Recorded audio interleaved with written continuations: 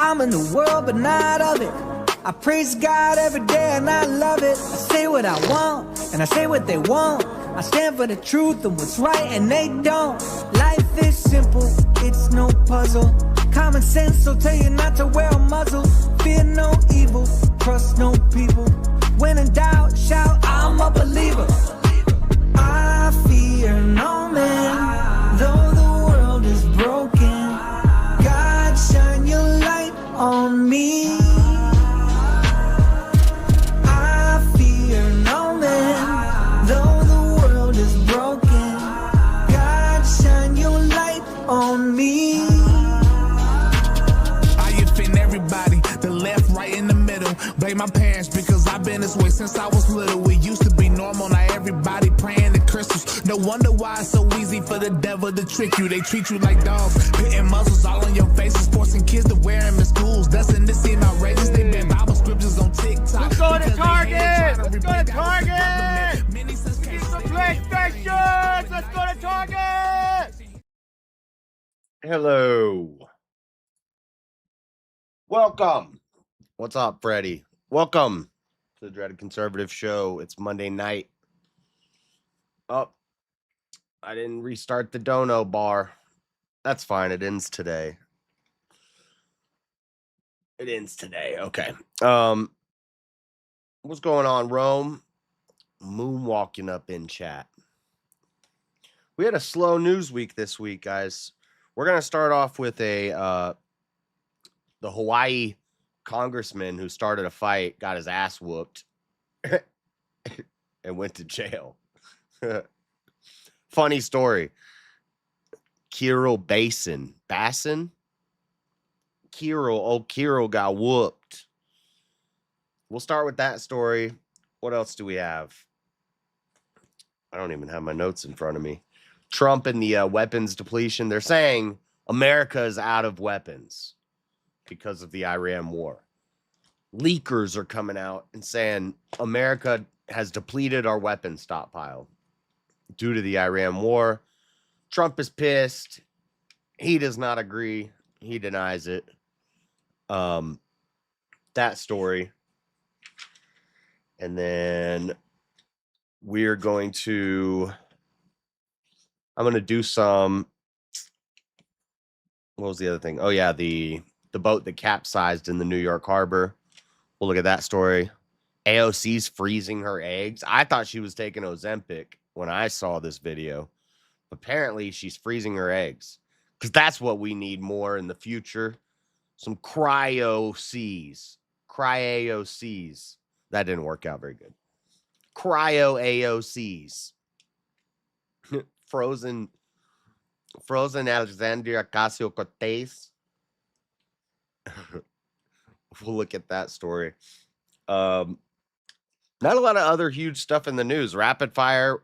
We'll talk a little bit about this. Andy and Candy, as Crowder put it. Andrew Wilson and Candace debate. Michael Knowles has now responded. He's not going to moderate it. So I will take a look at that response. And then the last chunk of time that I have, we're going to start doing some debate prep this week for anybody.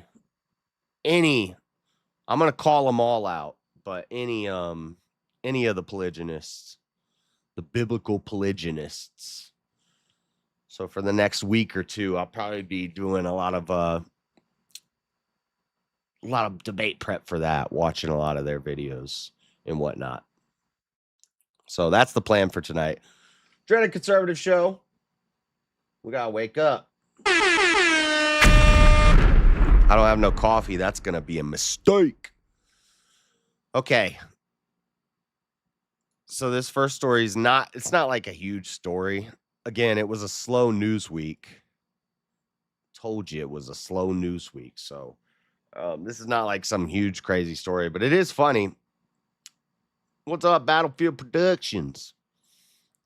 So it says, I'm going to read it and then we'll watch the video because this all got caught on cell phone cam. A Democratic congressional candidate knocked unconscious. Hold on. We got to make clips. A Democratic congressional candidate knocked unconscious in a Maui beach fight now faces felony charges in 3 separate cases, including allegations he threatened a county employee with what appeared to be a gun and assaulted a hospital nurse. Dude, this guy's on a tear. This guy's going off. He must have had a bad day. And he's a congressional candidate, so maybe they're voting for him in November. I'm not sure. Kirill Basin, 40, and this is from Fox. Kirill Basin, 40, was charged with 2 counts of first-degree terroristic threatening after the August 1st confrontation at I can't say Hawaiian words, Kiwakupu Beach in South Kihei. Video captured an argument over music that escalated when Basin shoved Kamahoman. And now, if they're playing loud music on the beach, I could almost justify this. I can't stand somebody playing some loud music in a public place. Swung a chair at him. Homan pushed the chair away and knocked Basin unconscious.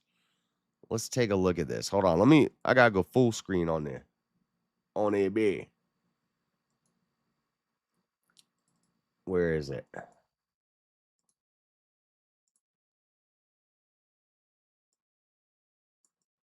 Right there. All right. Let's watch this. Put your bag away, bro. Put your bag away. I told him if he wants to go to the hospital, come here. I told him if he wants to go to the hospital, come here. Now, I don't know if this is Kirill yelling. I think this is the guy with the loud music. It is over.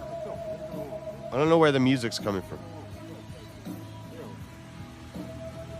Hey.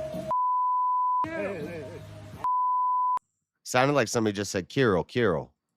So I think that's Kirill. Don't do that, dude. You're not talking about my girls, right?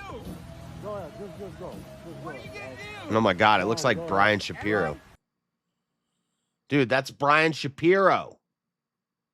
That's Brian Shapiro. Holy crap. I didn't put him in the ground. I didn't put him in the ground. I put you in the ground. I can't. All right. Oh, you're gonna hit women now. Let's go, bro. I'm good. Let him do have it. And why is he wearing his damn underwear at the beach? Mike, All right, good. It's over. It's over. He's a child. I'm a child. I'm 40 years old. You should act like it.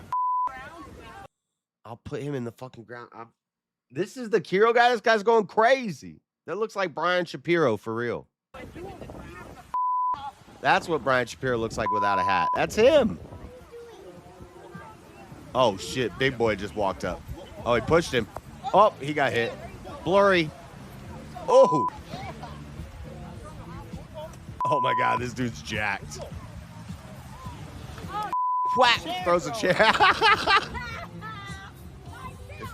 Did you hear everybody? Ha, ha. I don't even know how he got caught just now. By the way, disclaimer, this is not live. There's no blood. Nobody was injured in this. No, this is for news reporting and educational purposes. Mostly peaceful Polynesian. Cashapp is doing a 10v1 in Vegas. Kind of tempted to go. I am too. I'm trying to see if it's possible. I'm also tempted to go. I just don't know if I can swing it. I think I can. Dude, I got to call my mom. I got to call my mom. I got to be like, Mom, I don't think I'm going to make it home for Christmas this year because there's just too many things to do, and I'm not going to have 5 days of time off by December. I'm trying to save up my time off, but all these little things keep coming up.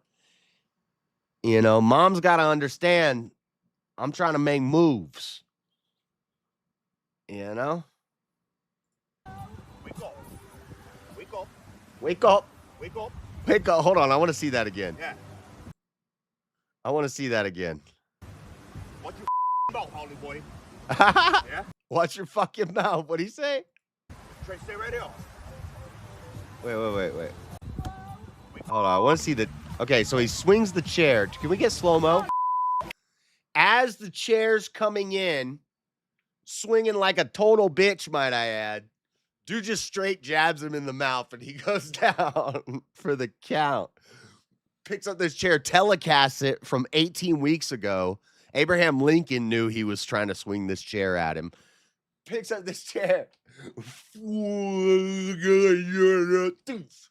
Just caught like halfway through. He's just watching him swing the chair at him like, what are you going to do with that squishy green chair? As it's coming at him 1 mile an hour, he just goes, blah! Blast, dude. He's done. Mama told me she don't want your begging ass coming home for Christmas. Shut the fuck up. Chair thrower. I want to see this whole thing one more time. Shove. Got him there with a nice little short hook. Trips over the chair. He's got to be drunk. Picks up the chair. Now, I do not advocate for violence, guys. I don't know if this guy's a Republican or a Democrat. It's Hawaii. It's a very blue area. He looks like Brian Shapiro. Probably a Democrat, but I don't know yet. We haven't read the whole story. But he's got to be drunk, whoever this is. And, you know, sometimes people just got to be put to sleep real quick.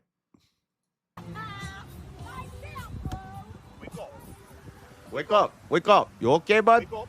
You're a fucking dumbass. Yeah. Watch your mouth, Holly boy. Yeah? Trey, stay right here.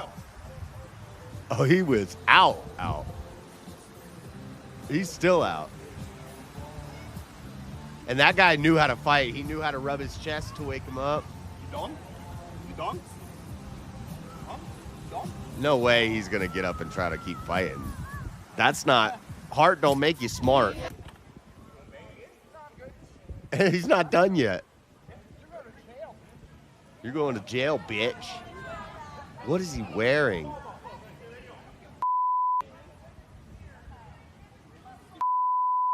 Stupid. I don't know if he just said the F slur or... He does not know how to get back into his hotel. That might not even be his hotel. That dude is faded.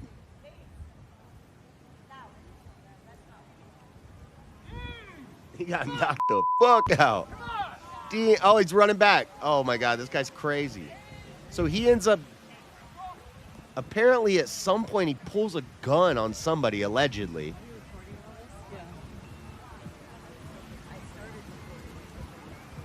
Just in case, yeah. Is this... And this is post-fight, right? What the heck? That's crazy. Okay. Hold on. Let me see what else the story says. The beach confrontation was not Bason's first trip through the criminal justice system this year. 4 days later, prosecutors used the beach arrest to seek a revocation of Bason's bail in a separate case, accusing him of assaulting a Maui Memorial Medical Center nurse. Prosecutors say he threatened beachgoers, telling them, "I'll put you in the ground and I'll kill you." Bleep that out. He then allegedly reached into a small black bag and said, Do I have a gun? I'll kill you. Before producing and brandishing a knife as a beachgoer tried to de-escalate the confrontation, the court filing says. So they didn't get that part on video. In the new beach case, Judge Christopher Dunn found probable cause to support a first-degree terroristic threatening charge, and the filing says, separate hospital assault case, a judge issued a $400,000 bench warrant. That filing connected the beach confrontation to a criminal case that had been pending since June, extending a court record. Dude, this guy's a troublemaker. This guy's out here, little man syndrome, just getting drunk at the hotel and making trouble. And he's a congressional candidate. Gotta be a Democrat. I don't think he's going to get elected, guys. What do you think? I don't know. It's Hawaii. I don't know. I don't know if Hawaii will vote for him. Alcohol is bad for people. Mama told me. Oh, I already read that. This is hilarious. All right. Man behind viral knockout speaks as congressional candidate appears in court. Let's watch this. Vistaprint is where your big ideas become bold apparel, so you can wear and share your brand in custom. We start tonight with new information on a Hawaii congressional candidate who remains in a Maui jail after a violent dispute caught on camera. A bystander who knocked him out is speaking publicly for the first time as the candidate's lawyers are defending him in court. Only Hawaii News Now was in a Wailuku courtroom when 40-year-old Kiro Basin, a Democratic candidate for Hawaii's second congressional I told you he was a district, Democrat. made a court appearance wearing handcuffs. These are just allegations. It's Hawaii. Of course he's a Democrat. My client has a presumption of innocence. He's charged with 2 counts of first-degree terroristic threatening. The judge... Oh, I thought they said the guy who knocked him out was speaking. This is him in court. Oh my God, that is Brian Shapiro without his hat on. He's living a double life as a Maui congressional candidate who gets drunk and just randomly starts yelling at people. Kept Basin's bail at $1 million, even though his attorney called the amount outrageous. Saturday's altercation in South Kihei was caught on video, where Basin swung a beach chair and a bystander knocked him out. I told him if he wants to go to the hospital, come here. Agent obtained unedited video and spoke exclusively with Kama, the man Maui police named as Oh, the is that when he's bystander. reaching? So that was when he was reaching in the black bag. Maybe he reaches back into that black bag later, but he says he has a gun, but then he pulls out a knife, so he's probably lying. Democrats are liars, typically. Maybe I should intervene. And then as I got closer This is the hero, Kama. His name is Kama. and closer, he was just getting more irate and violent and then saying stuff like, you know, I'm going to hurt you or I can end you or you. He's real Hawaiian. The other dude moved there. the Kiro Basin probably ain't even from Hawaii. He moved there from probably Minnesota. Like scrap and, you know, to the antis. Maui police say the altercation started when a 61-year-old man asked Basin to turn down his music.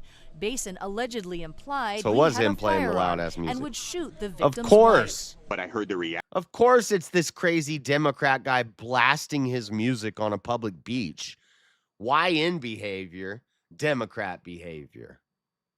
He's got a gun. I'm like, brother, pump your brakes and go sit down and leave him alone. Pump your And brakes, right bro. at that point, he Pump got your within brakes, 2 bro. inches of my face. Oh yeah, he's in And my he face, stood there bro. and he goes, Bruh. you like go. Put his hands on me. You like And what? as soon as he tried to shove me, I hit him on the left and the Rocked right. him. Yep. And that's when he stumbled and fell over the chairs. Over the chest. Chair thrower. Boom. Dropped him. Yeah. He smacks his hand away. Oh, Holly boy. Yeah? Trey, stay right there. Kama says when Basin swung a beach chair, wanna fight, he bro? used his Stay mixed right here, martial bro. arts training to knock him out. Just I'll see you block it and Saturday. Go for the KO. Yeah. Saturday in the Just protect ring. myself, which is why Bro. I had my hand up and then I adjusted to block the chair. When you read the court documents, Bro, that's Max Holloway's dad. you read the news stories, you see that people are genuinely afraid of Kiro Basin. Were you afraid of Kiro Basin? No, I didn't even know who the guy was. Police say Basin allegedly pulled out a knife and threatened multiple people. Who would be afraid of that guy? I mean, I guess if you're like a woman with children at the beach, you'd think that there's this crazy little drunk short guy running around. No offense to leprechauns, but I almost called him a leprechaun. He does look like one of them little leprechaun guys. But not a cool leprechaun like Teriak.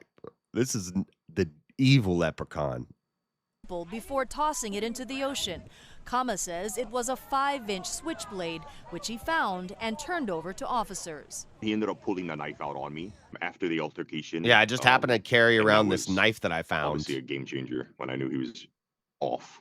The court is recommending Basin undergo a mental health exam, and his attorneys are And he'll probably still get elected into Congress. disputing the allegations. There's no evidence in any of these videos, which been circulated tremendously that he ever had a knife in his possession, that he ever had a firearm in his possession. He admitted that he had a knife in his possession that he found, and he threatened to have a gun. Now, you don't see that in the video. Maybe people are exaggerating. I don't know. But Kama Allegedly, says he intervened he had because one. someone could have gotten hurt. Do what's right because that's what we should do, you know, and that's my whole motto in life. Just in case. Nice. Good job, Kama. Knock out that Democrat. Good job. Okay. And see, Kama's not in jail. Kama's doing just fine. I think that's all I have on that. Yeah. Not a huge story, but funny. Good one. I like it. I don't know. Kama made dude pause all right. Good one. Good one. I like that. That was good. Okay. Now, what Freddie's wanting to talk about, you know, we got to make our Trump haters happy. Apparently, there are some current concerns of that our U.S. stockpile of weapons is depleted. Hopefully, AP is going to let me read all this. I have a feeling once I start scrolling, this little thing's going to pop up and tell me I can't read it. Pentagon pushes defense companies to boost weapons production after concerns of depleted stocks.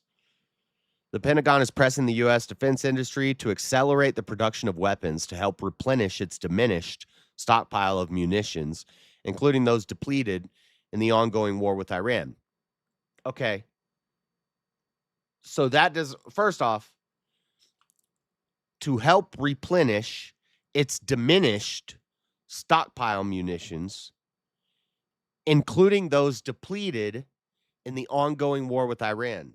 That does not mean depleted. Let me see.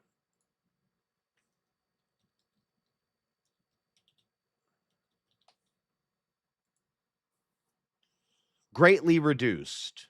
Okay. Diminished, reduced, depleted, greatly reduced. So if we have a stockpile of weapons specifically that we use to deal with the Middle East and Iran, and we're currently in a serious conflict, war, whatever you want to call it, with Iran, then yeah, that weapon stockpile is going to be depleted. They're making it sound like we have no weapons left. The leakers are saying we got no weapons left, and Trump's like, we don't have no weapon. We do still have weapons. And they're saying we need to speed up manufacture because we're using them. Of course, if you're using them, there's going to be a depletion. And over time, there's going to be a diminishment across all of our weapon stockpiles. And so they're saying speed up manufacturing so that we can keep up with what we're using right now. So there's nothing wrong with that. But the leftists take that, they hear that, they say, he's used all our weapons, just blowing up the desert. We have nothing left. How are we going to defend ourselves? That's not the case. He confirmed department efforts last week to significantly speed up the process, but insisted it was part of a broader modernization effort that predated the 5-month-old conflict. So he's also saying we want to replenish our weapon stockpile with new stuff. With everything we've been doing in Iran and Ukraine, we've been coming up with new weapons technologies, and Israel. We are getting better and newer technology. We want to stay on the front line of having the most advanced weaponry. So it's not just we're running out of missiles because we're dropping them on Iran. It's we've had depleted stockpiles and diminishing stockpiles for a long time, and the plan is to replenish them and refurbish them with new, better weapons. Deputy Defense Secretary Steve Feinberg wrote to industry leaders on Wednesday, giving them no more than 21 days to submit plans to drive significantly faster, more aggressive delivery schedules and or increase production for critical capabilities, according to a memo obtained by the Washington Post. We could also have info that something big's coming. So, maybe we need to speed up that modernization effort of our stockpile. Years-long development cycles are not acceptable, Feinberg wrote. We must dramatically accelerate our program schedules and expand our production capacity now. The memo comes as recent fighting with Iran used up more of the U.S. military's already diminished stockpiles of advanced missiles, interceptors, potentially putting American troops at more risk if hostilities resume, according to a new analysis. So yes, we have depleted, not deleted. That would be a different word that means a different thing. That would mean erased, gone. Depleted means greatly reduced, and they were already diminished before the conflict. President Donald Trump in recent days has bristled over, sorry, I skipped over a part, but whatever. Public reports of a munition shortage, posting on Truth Social on Thursday that the U.S. has massive amounts. He added that large amounts are being manufactured and shipped to the U.S. as needed. On Saturday, Parnell affirmed that Feinberg's memo seeking a rapid escalation of weapons production is real, quote, unquote, adding that it will inform the fiscal year 2028 budget submitted by Congress for funding, and it is entirely consistent with our ongoing push to rebuild the defense industrial base. So that's AP. Now, but I don't know where this story of the leakers came from, but hopefully it'll be in this Time article. So maybe I should have read this Time article first. Trump vows to jail leakers over reports of munition shortage amid Iran talks. Somebody came out and said, leaked that we were running out of missiles. And Trump was not happy about it. So this is from Time magazine. This is probably, how long is this piece? That's not too bad. Okay, we could probably just read the whole thing. Yeah. Time magazine. Hold on, let me see what chat before I start reading this. JS, can you fire a missile as fast as you can make one? No. No. That's a stupid question. Can you fire a bullet as fast as you can make? I'm sure it takes longer to make a bullet than fire one. How many bullets do you think we have, Freddie? Do you think we have as many as we fire? Or more than we fire? What do you think?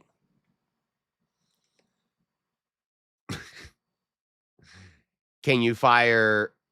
Oh my God. Whatever. President Donald Trump refuted reports that the U.S. is experiencing a munition shortage from the U.S.-Israeli war against Iran, vowing to jail those suspected of leaking information. The U.S. has massive amounts of munitions, especially of certain types, Trump posted on Truth Social on Thursday. Additionally, large amounts are being manufactured and shipped to the U.S. as needed. Defense companies are building the largest number of plants and factories in our country's history. The leakers of these treasonous statements are being hunted down. Long-term jail sentences will be sought. Trump and the Pentagon have pushed back against various reports that the U.S. military arsenal has been depleted. Trump's anger over the reports comes as Iran has shown reluctance. Yeah, this is treasonous because it makes us look weak to our enemies. Even if it is true, there's certain things that we don't leak just to make our country and our president look bad. Like, in what way does this help the American people to know this? It doesn't. It hurts us on the world stage, and it helps our enemies. It's showing them a weakness. Yeah, that's something you don't want to release to the public, to the media, and have press conferences about. It is treasonous. Stupid. Just because you hate Trump that much, you want to put our whole country at risk by letting all our enemies know that allegedly we have depleted weapon stocks. Whether we do or not. Not smart. But we're doing journalism. We're going to get our Pulitzer. Reports of dwindled munition stockpile could undermine the U.S. position in ongoing negotiations. Moreover, if the conflict is prolonged, it could further strain U.S. weapons supplies and stoke more global economic pain from disruptions to the Strait of Hormuz. See, even Time is like, yeah, this isn't a very smart thing to say if you're leaking this. The war, which began on February 28, already cost taxpayers around $29 billion as of May for expended munitions. I mean, don't we already pay the majority of our budget for the military? No, social spending is the majority, but military is way up there. Don't we already put a bunch of money towards the military with our tax money? Might as well use it, I guess. We're already paying it anyway. How about Colombia at the time of the earthquake? They decided to make a statement for... Oh, I'm not going to read whatever she's writing. I have no idea what she's talking about. As of May, for expended munitions, equipment repairs, and other operations, although outside estimates put the broader war cost closer to $50 billion. Last month, the Trump administration asked the Senate for $87 billion in emergency funding, including $67 billion for the Pentagon. The Pentagon is broke. And they can't pass a dang, what's it called, to save their life. And that's not just a Trump problem. It's been the case forever. I don't think they've ever passed an audit. Defense Secretary Pete Hegseth told senators the funding was needed to rapidly replenish equipment and munitions, including $18 billion to replace advanced Patriot interceptors, Navy Tomahawks, and Army Terminal High-Altitude Defense THAAD missiles. Each day, the signs of the enemy's diminishing capabilities becomes increasingly evident. Iranian Defense Minister Majid Ibn Ireza posted on X, but our armed forces, backed by the nation's defense industry, are fully equipped to respond to any threat. Concerns and denials. Multiple news outlets have reported that the U.S. has substantially depleted its global stockpile of key munitions. Good job. Let's just undermine our whole country.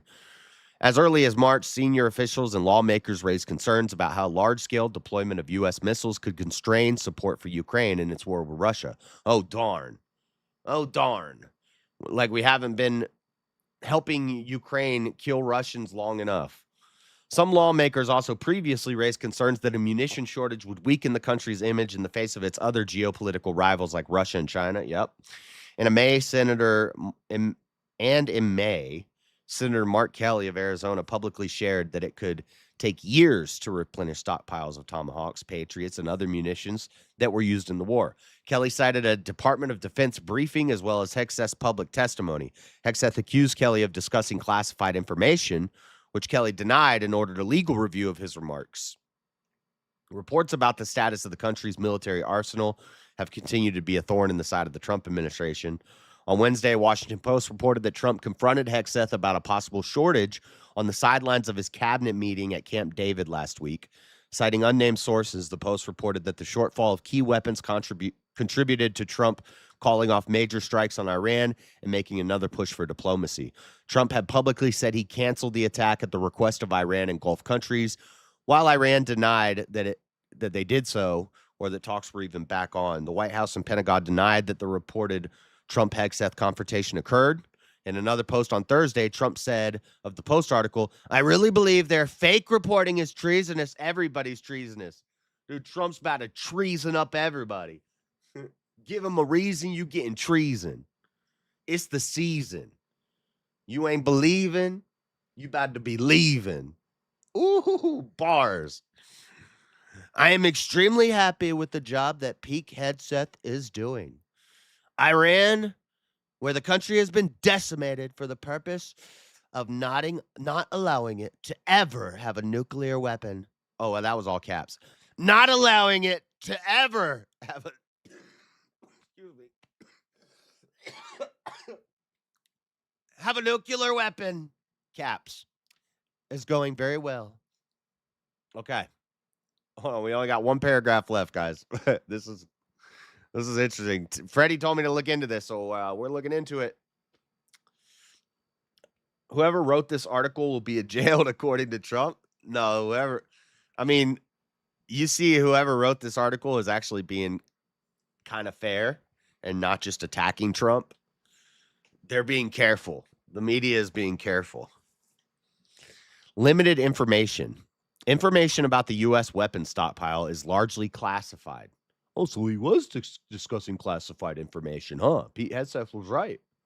That Arizona Democrat was discussing classified information that our enemies shouldn't know. Is there a reason why we would not want our enemy to know exactly how much weapons we have? Could you think of one? I mean, every other country does it.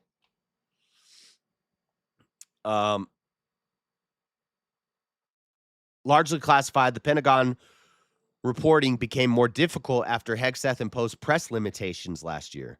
Trump has also previously threatened penalties over reports related to the Iran war that cited unnamed sources. Nice. You shouldn't just be able to. You could just be making stuff up with an unnamed source. In April, Trump threatened to jail a journalist unless the reporter identified the official who disclosed information about the rescue of a U.S. airman downed over Iran.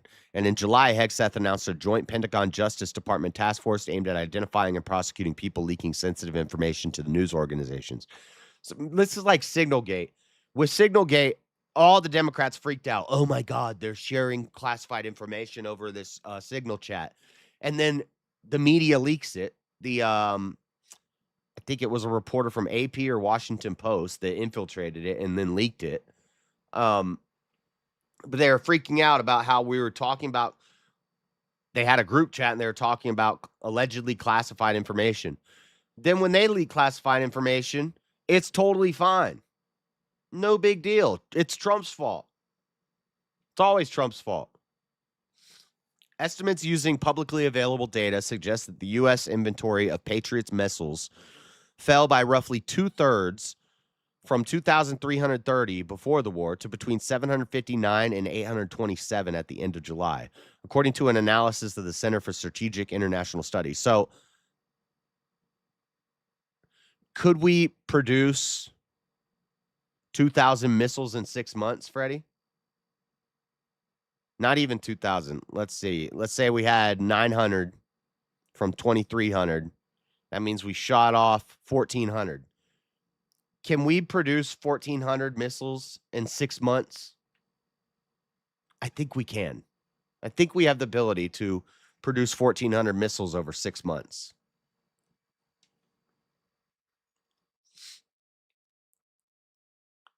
Estimates using publicly available data. I already read that.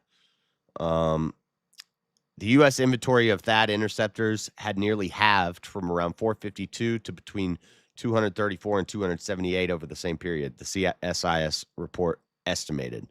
In an April report, CSIS said the U.S. retained enough missiles to continue its war with Iran under most scenarios, but that the greater danger lay in reduced readiness for a separate future conflict that could be exacerbated if there is another flare-up between the U.S. and Iran. While officials have said that the U.S. is producing more munitions, it's unclear what the production and delivery timelines will be for those weapons. Public estimates suggest rebuilding several key inventories could take years. In the meantime, the U.S. is in the middle of ongoing indirect negotiations with Iran. Like, why should it take years to have an assembly line that makes missiles? I don't know. I don't know enough about missile manufacturing, but it seems like, I mean, if we can pump out thousands of cars a day, how much harder is it to make a missile? It's just boards and I don't know, what are they using, rare earth minerals in the missiles? I don't know. They got to buy them from another country. Why can't we make our own missiles? Well, then you tell me, smart guy, how do you make a missile? I mean, have you ever seen the movie we made of freaking spaceships? Elon Musk can pump out 800 Saturn V rockets or whatever they are a month.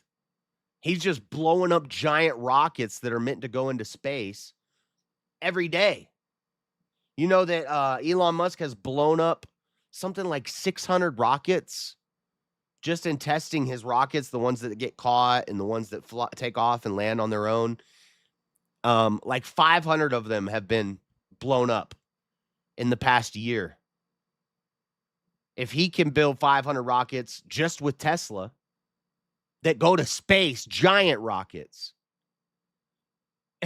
if he could be blowing 500 of those up a month, why can't we make small little missiles? They're not small compared to a freaking Saturn V rocket. I know it's not the Saturn V rocket. Elon's is I forget what his are called, but it's not the Saturn V, but it's a big ass rocket.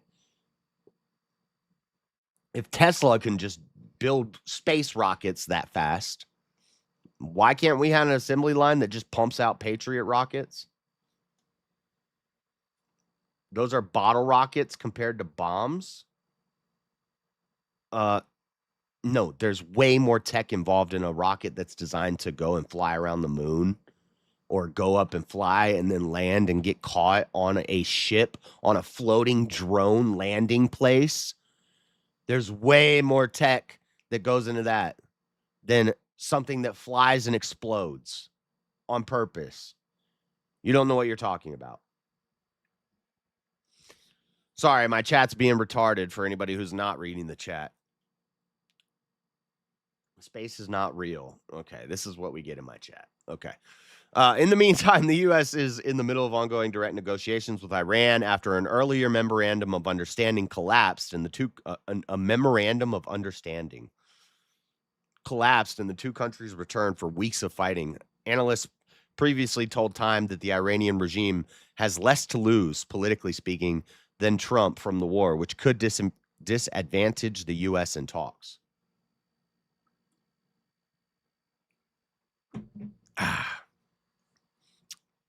Interesting. So that's the whole Time piece. Trump grows from CNN. Trump grows angry over reports on depleted munitions, believing it weakens him in Iran negotiations. Pretty much the same stuff. I'm not going to read through. I'm just going to skim through this to see if anything different is in here, or if there's a different CNN lean. Trump privately complained in recent days about the disclosure of dwindling U.S. munition stockpile. Look weak in critical juncture. Yep.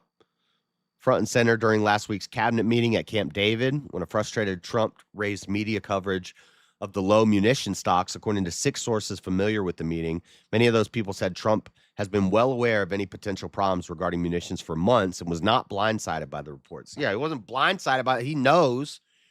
He just doesn't like that you're leaking it, and then our enemies are going to know.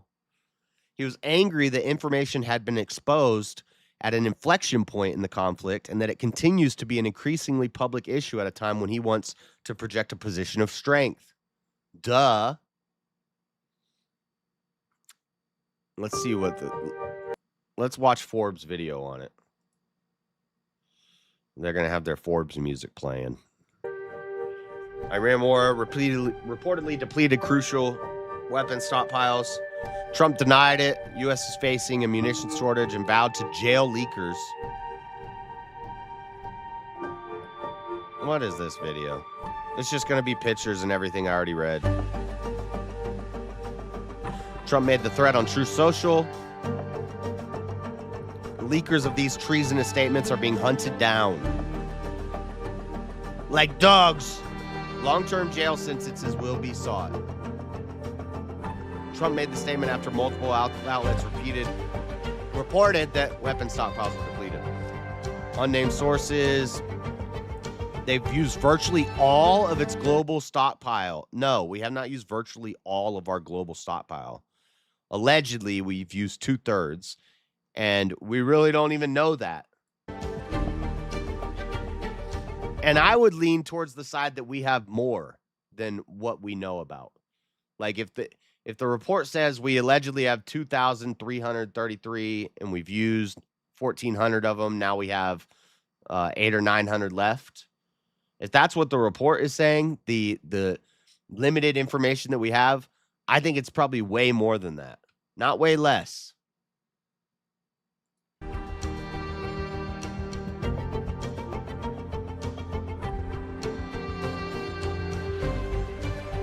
Without the missiles, which allows the U.S. to attack targets from a safe distance, Trump has been forced to weigh the possibility of using piloted aircraft to deploy bombs.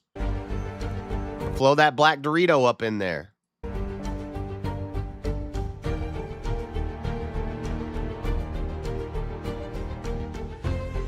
He accused Hegseth of misleading him. Now, other people say that this confrontation never actually happened.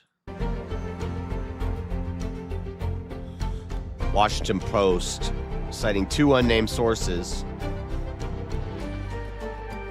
Hegseth reportedly didn't deny the shortage and blamed his deputy, Stephen Feinberg, for the issue.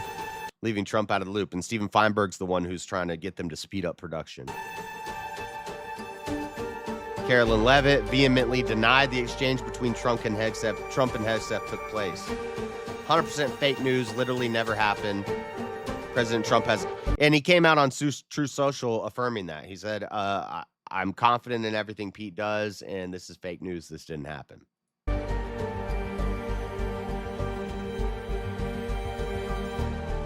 Sean Parnell said he did not mislead anyone about the munitions posture, and he did not blame Secretary Feinberg. Fake news.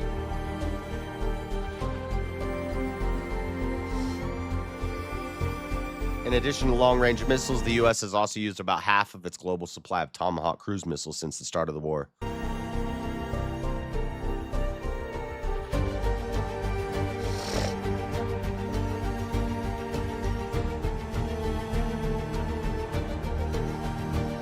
$65% of its Patriot ballistic missiles and 38% of its THAAD ballistic missile interceptors.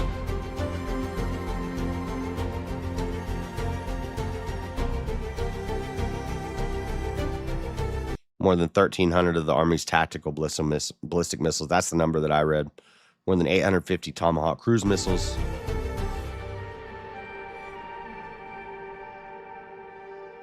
More than 1,000 Patriot and THAAD systems. Walked back threats to launch major attacks on Iran, part of a pattern of reversal throughout the course of the conflict.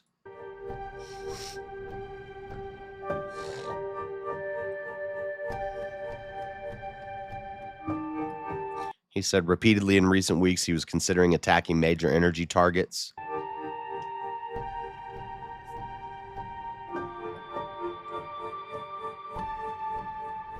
He canceled the most recent planned strikes amid progress to make a deal.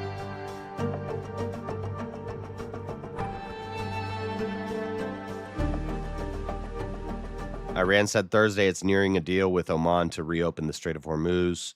Iranian state news agency IRNA reported, while Trump said Wednesday an announcement on a possible agreement could happen tomorrow or the next day. A lot of progress has been made. Oh. All right. So that's that. I don't know. It seems like yeah, I mean, the Iran war is a problem, but I don't think that they should be leaking classified information about our munition stockpiles in a time like that when all of our enemies are watching us. It's not good. And I don't understand why we can't just produce them faster.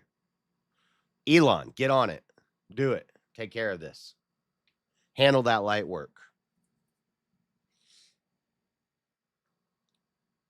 Fireworks covered in aluminum. Oh my God. I have some retarded people in my chat. Okay.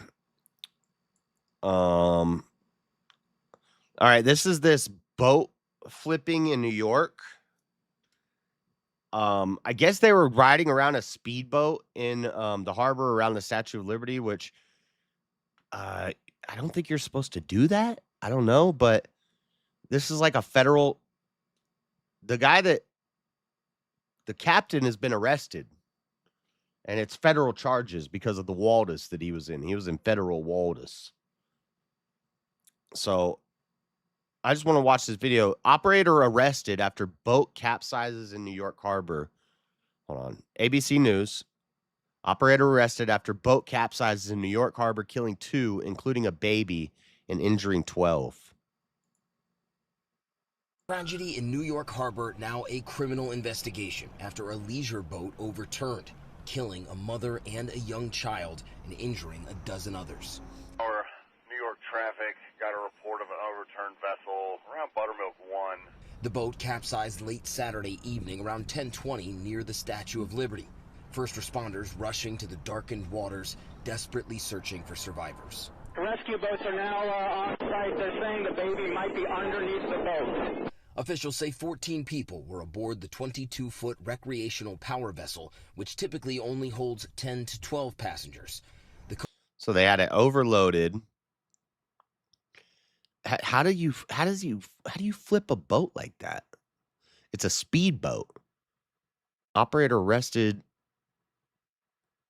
Yeah. A leisure boat. But then other things I said called a speedboat. Coast Guard, NYPD, FDNY, and nearby private vessels all joining the frantic rescue mission. I was just hoping that they would find them safely and alive, and hopefully they're okay and they make it. 27-year-old Sarah Sanchez and her 5-month-old daughter, Antonella Garcia, were transported to the hospital where they were both pronounced dead. The family's neighbors in disbelief. They were very friendly, very respectful. Sanchez's husband, Andres Garcia, survived. His employer tells our New York station that's sad. Was on that boat celebrating a friend's birthday. Their 6-year-old son was home with a babysitter. An online fundraising site set up by Garcia's colleagues says the young father must now find the strength to move forward and be there for their son.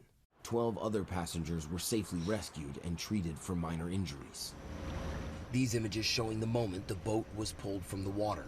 The boat's operator, 46-year-old Manuel Hernandez of Manhattan, arrested at the scene. Investigators are looking into whether the trip may have been operating as an illegal charter. And I think that's one of the reasons, and it's in federal waters. An illegal charter. An illegal charter to... Nick Shirley, or I think it was Tyler Oliveira, did a video about these illegal charters to the Statue of Liberty. Like there's a whole big gambit around a scam bit around Statue of Liberty charters. And you should just take the ferry that goes every 15 minutes back and forth. Take the ferry. That's the smart thing to do. But people get told, the scammers will tell you, oh no, the ferry only comes every 3 hours, and you get stuck out there for 4 hours. And if you don't come back, you're going to be out there all day. We'll get you out there and we'll get you back in 30 minutes, which they could do on the ferry. But these scammers tell them this, and then they get on these illegal charters out to the Statue of Liberty. And there are a bunch of illegal immigrants running it, of course.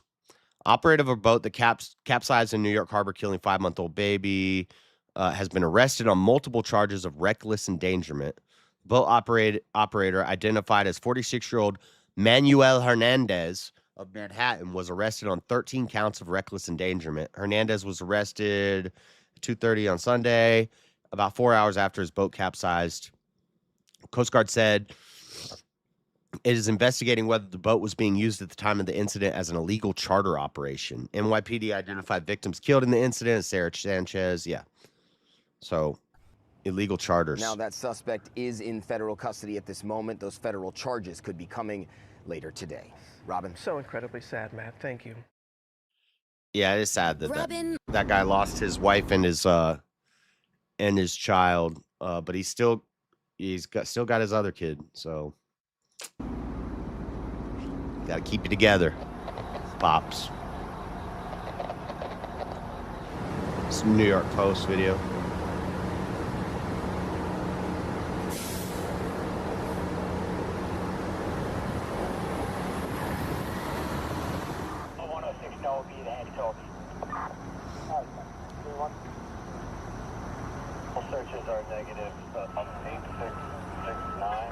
Which one is the driver?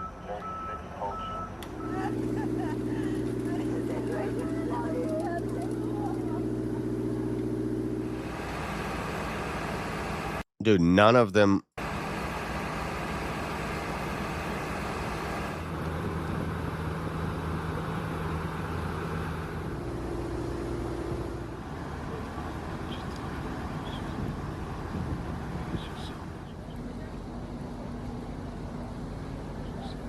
Here's where they're pulling the boat out of the water. Little boat. It's not even a big boat, but it's got two motors on the back. Yeah, it's a little speedboat.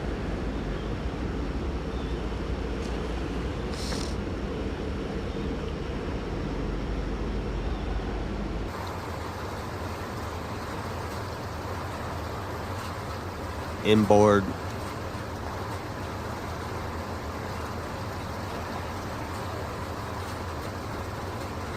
14 people on that boat? Dude, they were packed in there. Is this real robot fights? Man arrested. BBC's not going to let me read it. Here, new details release. And welcome back in. And you are taking a live look over New York City, where we are following a devastating story coming out It's of 10 minutes long. As a 22-foot speedboat capsized near Liberty Island on Saturday night, resulting in the deaths of a 27-year-old woman and a 5-month-old her 5-month-old daughter, while 12 other passengers were rescued from New York Harbor, authorities said. And this is some of the video courtesy of the New York Post, as you can see, of that speedboat there being hoisted away. As the vessel operator, 46-year-old Manuel Hernandez, was arrested Sunday and charged with 13 counts of reckless endangerment as authorities continue to investigate the cause of the incident. What we want to do now is bring on Gabriela Ortiz. Anyway, this coverage sucks. Is this a SNL skit? Anyway, I don't know. There's not a lot of information about this yet. So, he murdered a guy. You see the confrontation between Def Noodles and that Israeli guy? It's on Unfuck America Tour X account. I don't know who Def Noodles is.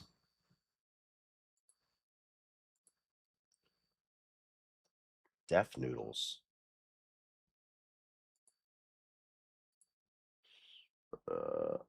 I'll play it later, but I'll find it.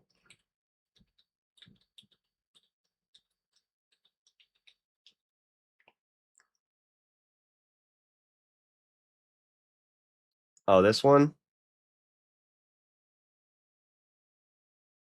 Oh, shit. Are they actually fighting? Oh, damn. Oh, damn. Hold up. Okay, before we do AOC stuff, let's interrupt with this. Sorry, AOC. We'll get to you shortly. Hold on. This is going to start playing. I got to pause it. Don't be weird about this. Shut up, AOC. I want to clip that. I'm going to clip that. I need that for the soundboard. Don't be weird about this. So this is Digital Social Hour. And Def Noodles, I think I watch his YouTube channel. I need to see his face. No, it's not who I thought it was. I don't know who this guy is. I thought it was this other kid, but... Oh, wrong one. Where did it go? It's right here. Hey! Fuck up, you genocidal fucking freak! You genocidal fucking freak! Shut the fuck up! You genocidal fucking freak. Shut the fuck up. Hold on. This is crazy. Hold on. This is wild. So that they're obviously having a like Jew versus Muslim debate or an Israel debate or something. And he's calling him a genocidal F. So it looks like a Muslim guy and a Jewish guy, I guess. A Muslim and a Jew walk into a debate. This is not going to go well. Fuck up, you genocidal fucking freak! You genocidal fucking freak! Shut the fuck up! Okay, so he knocked his cup over, but he hasn't really done anything to him yet. And he smacks his hand. It look like they're going to arm wrestle now. They're about to arm wrestle. They're not about to arm wrestle. They're about to harm wrestle. Dude, stop it. Oh, shit. You know how expensive this table and all this equipment is? Hey! Ooh. Oh, snap. Oh, they're going at each other. Dude, that guy just flew across the table. Look at this lady. This lady's just chilling on her phone, texting somebody. She doesn't even care. She doesn't even stand up. Sean, this is Sean Kelly. He's tall as hell. He's super tall.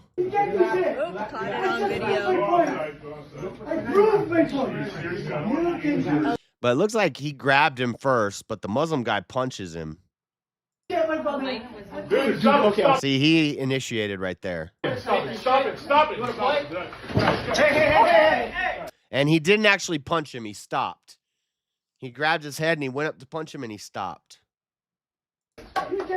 So I think in the eyes of the law, the white man might be at fault here, unfortunately. Or the Jewish man, I guess. I told you to get this shit. Stop it. I told you. You can't do shit. Caught it on video. I proved my point. You can do Assault shit. charges. You've been punched in the head, punched in the face, and you go cry your mom. Bro, don't provoke. No. It's not Don't provoke. provoking. Just everybody It's just not shut the fuck provoking. up. You guys get this guy out of here. You guys are provoking. I know. Every shit about Hey, Yusuf, get out. Get out, Yusuf. Holy camera. Get out. You can do shit with Yusuf, get out. Bye. Bye.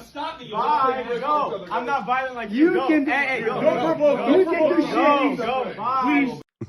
This is this guy. Don't provoke, please. His father's going to approve of the marriage, by the way. His father's going to approve of the marriage.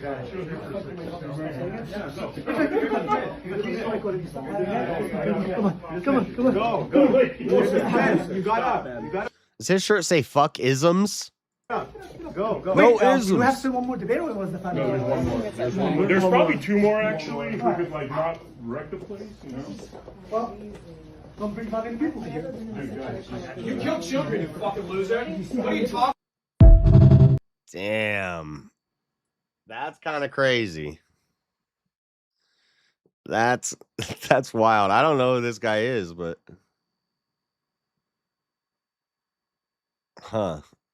okay. His thing says America first, but he was arguing on the side of Israel. I don't know what the debate was about. I don't know enough context for any of that, but that's crazy. He's not white. He murdered a guy. Okay. Wow. Interesting. I don't know who either of those guys are, but that's crazy. All right. What's next? AOC. So AOC put this video out. What is AOC doing? Don't be weird about this, even though I know all of you will be. Okay.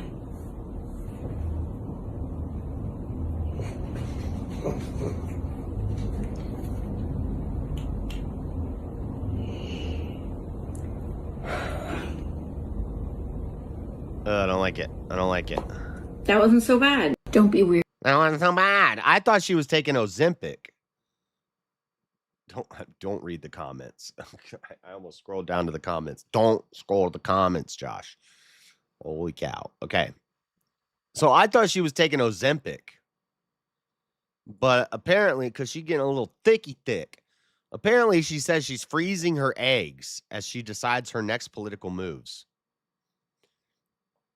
She says she's freezing her eggs as she decides her next political moves ahead of the 2028 presidential election campaign. Here we go. Get ready. AOC is going to make a run for it. And she's already going out doing a campaign, publicly touring around to kind of go out and retroactively soften her views. So she's taking more moderate stances, you know. She's coming out saying, oh, well, this is what I think about this. And it's like more moderate stuff now, as if everybody's just going to, everybody will forget, especially the Democrats. Well, they don't care anyway. They're a bunch of damn socialists anyway. But the majority of America, who aren't crazy socialists, but are just like normal Democrats, I guess. If she goes on this tour and says a bunch of moderate positions that they agree with, they'll vote for her, and they're going to totally forget all the crazy radical socialist ideas and policies that she's proposed in the past. Policies proposed in the past. This is a choice that I'm making to feel more in control of my life. Freezing your eggs? Eggsicles? Ocasio-Cortez, 36, said on Instagram about her decision regarding her reproductive options. New York Congresswoman, a leading... So if she wants to have kids when she's 50...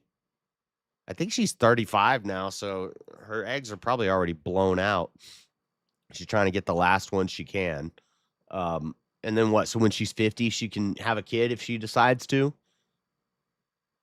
What? It's so weird. This dystopian future. Freezing eggs. They're going to make AOC clones in the future. New York Congresswoman, a leading figure of Democrats' progressive left flank, did not say explicitly whether she plans to have children. She said in her social media post that she was taking a political risk in talking so personally about her potential family plans. She said later on ABC This Week on Sunday that she has not ruled out running for president or for the U.S. Senate seat held by Democrats floor leader Chuck Schumer of New York in 2028. She explained that she wants to normalize conversations about what women face in their professional and personal lives, while also highlighting the policies of President Donald Trump's administration. Ow! Oh, shit. Oh, my God. Ow, ow, ow. I just hit my knee. Oh, I just hit my knee right in the worst spot on the corner of my desk. Oh, God. Ow. Ow. Fuck. Ow. It's like the funny bone of my knee.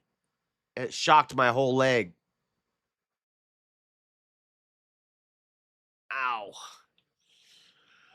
Ugh. Okay. Holy cow, that hurt. Okay. What was I saying? AOC running for president, freezing her eggs, coming out softer, not as extreme and radical, lying to the people about what she believes so that she can get more acceptance, and trying to do the whole feminism. It's about the women's reproductive rights, you know. I don't want to have a baby now, but one day I might. Here's where she says it's women's body in administration that is dedicated to politicizing women's bodies and taking our choices away from us and punishing us. I'm making a gesture. I'm going to freeze my eggs. That way I have total autonomy over deciding when I have a child. I won't even have to have my own child in my own body. We'll make it in an artificial womb in 20 years. Choices away from us and punishing us around decisions to be pregnant or not be pregnant. We're going to take our power back, and we have to talk about it. Alexandria Ocasio-Cortez is opening up.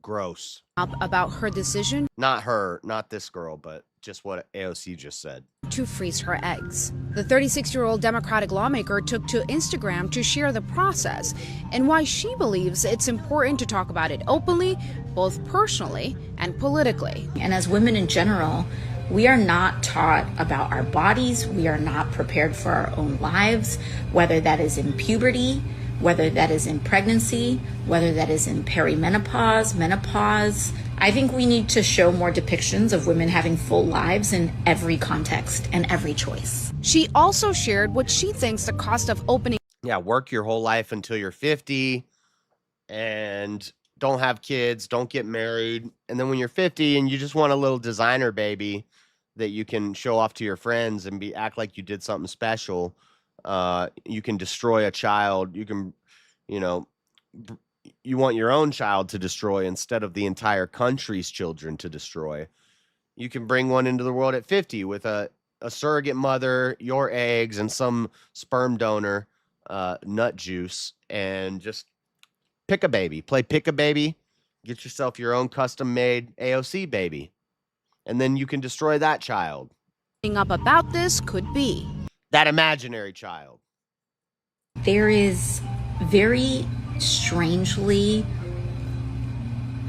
a political quote-unquote risk or even a political tax that could come with sharing this information. I'm okay with that. or it could get you a huge round of applause from all the feminist crazy ladies in the Democrat Party. It could be a boost. Why don't you say it could also be a boost? This is a choice that I am making to feel I'll be that designer, more baby daddy. in control of my life. A 2028 presidential or Senate run is not off the table for the New York Democrat, as she seemed to acknowledge in an interview on ABC's This Week. Well, I haven't ruled out the possibility. And when you're ready to make that decision about 2028, I'll let come you back know. and talk to us about it. Don't do the Kamala thing, horse face. No. Femo Yahtzees. Yes. All right, guys. That's it for the main story news.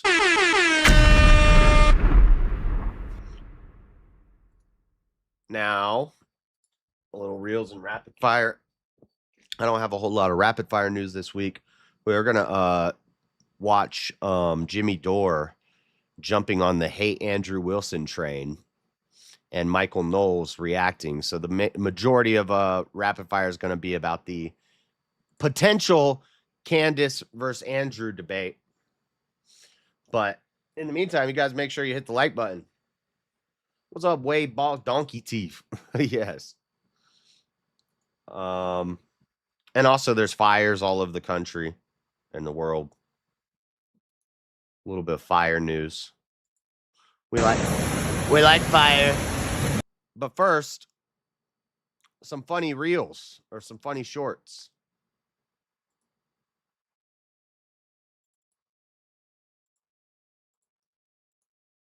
First funny short.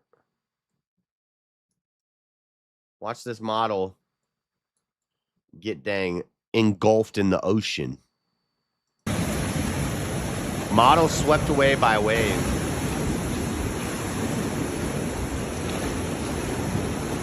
Obviously, she's never seen videos like this before because this is just a bad idea off the rip.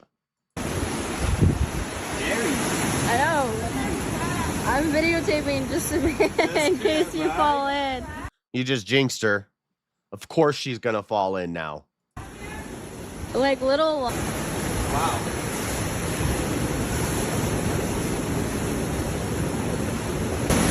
And you're gone. Bye. Are you okay? No, she's not okay. Watch, she's going to disappear. She's gone. Oh my god. Oh my god, she just got smashed into 18 rocks. Okay. That girl's never going to be seen again. She's lost. Never to be seen again. She's gone. She just got sucked into the dang undertow, smashed up against some rocks. You're never going to see that girl again. Just kidding. She made it somehow without a scratch. That's crazy. But still, that's wild. Wasted. Oh my god. She made it. She's okay. She's okay. What else we got? Dr. Seuss rap? Oh, this is fire. Listen. Yo, this is Dr. Seuss's ABC, and I'm gonna rap this book. This is fire. Big A, little A, what begins with A?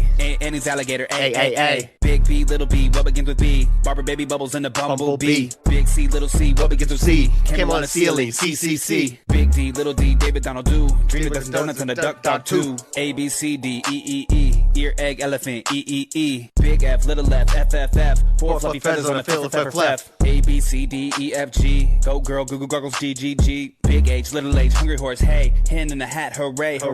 Big I, little I. Ichabod is itchy, so am I. Big J, little J, what begins with J? Jerry Jordan's jelly jar and jam begin that way. Big K, little K, kitten kangaroo. Kick a kettle kite and a king's Kurt chew. Big L, little Lola lop. Left leg, lazy lion, lazy lollipop. Big M, little M. Make him nice. I'm making midnight music in the moonlight. Mighty nice. Big N, little N.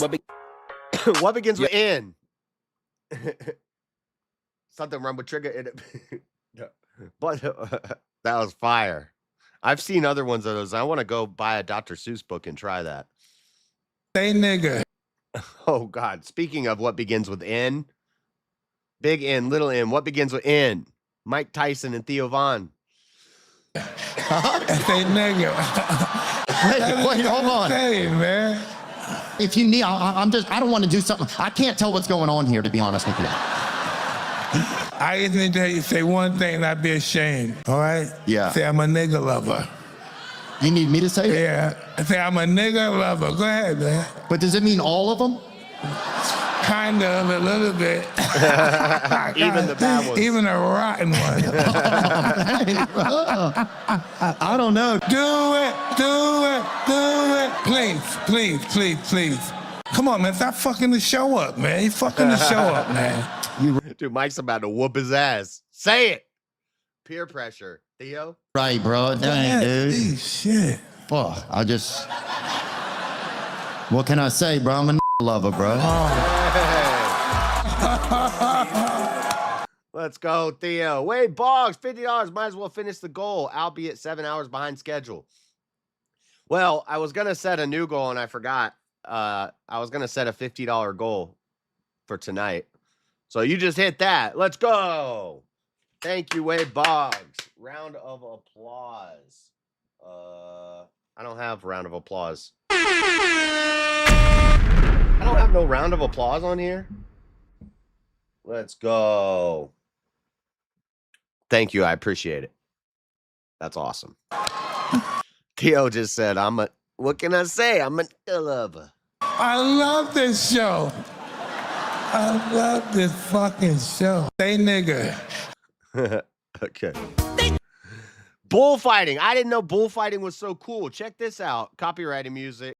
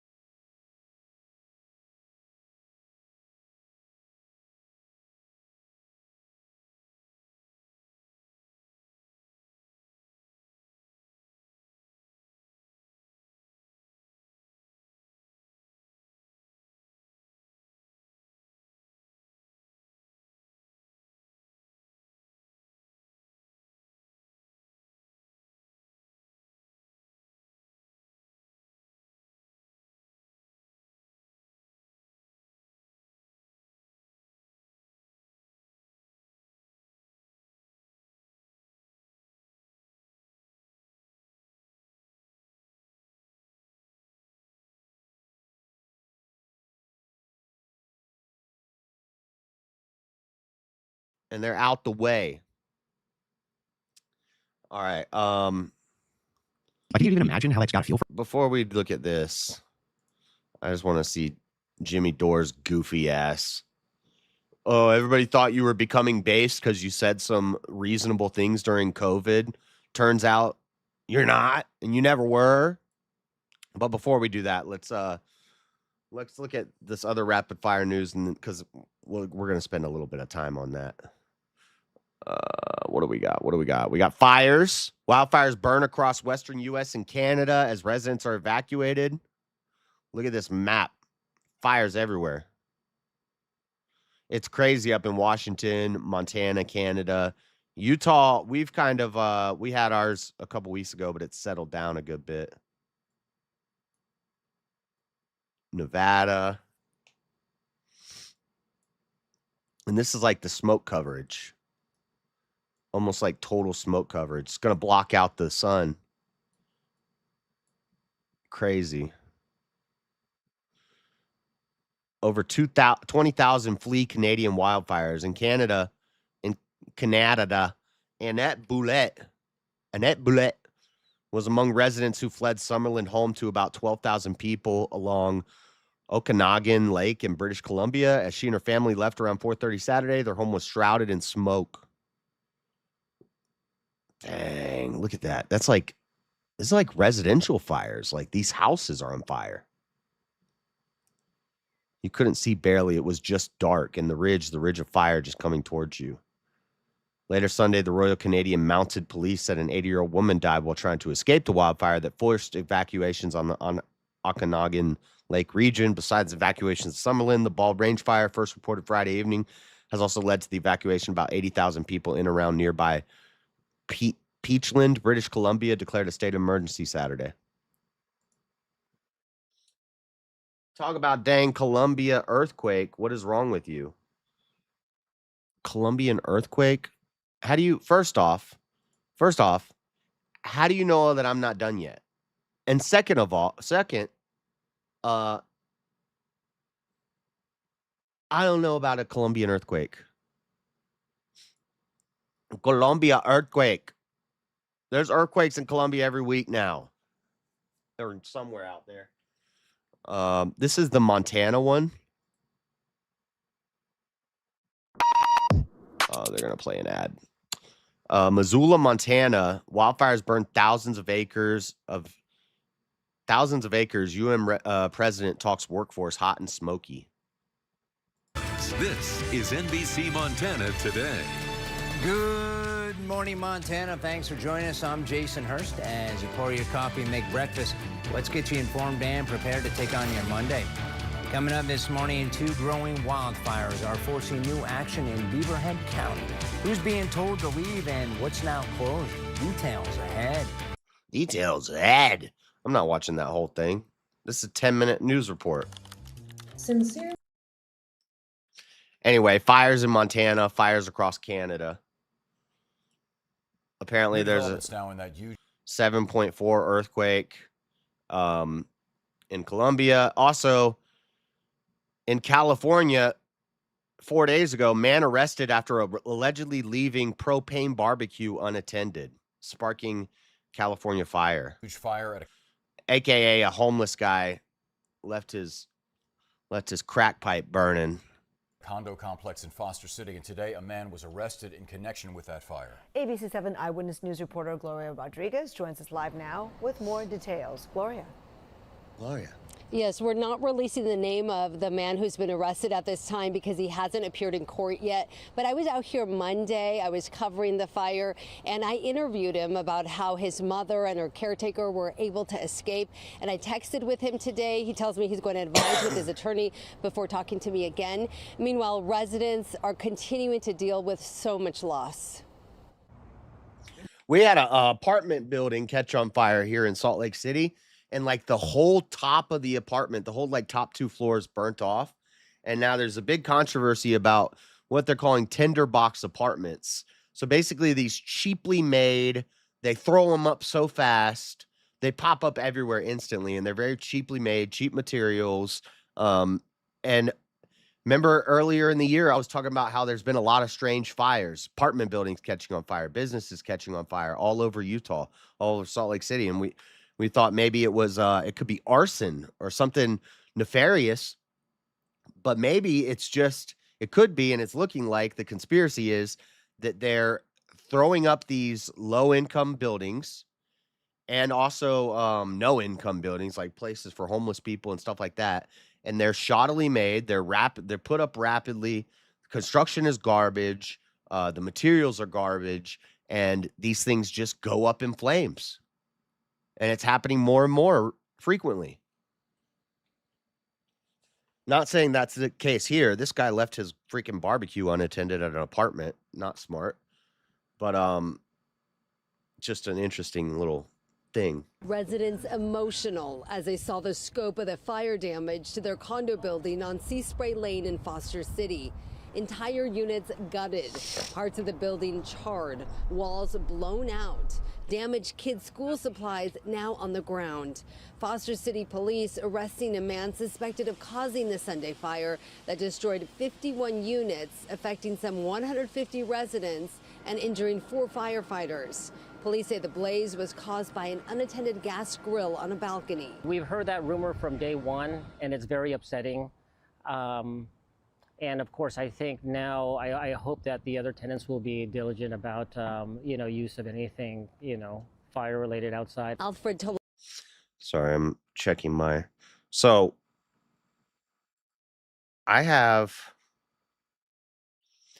pretty sure I have 2 days of PPTO and 3 days of PTO. The PPTO is automatically approved. If I ask for time off, it's automatically approved. The PTO, I need to ask a little bit in advance to make sure I get it. Which right now we're 2 weeks out. but I could just use my PPTO. I would need to take off Monday. I would need to take off Sunday night and Monday night. And then I'd be back Tuesday as early as possible and go to work Tuesday night. But I would need to get back early Tuesday so I could sleep.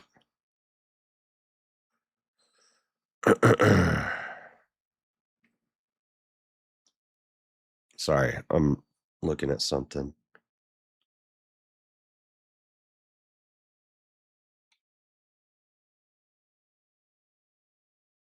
I have one. I could do 1 and 1. 16, 8.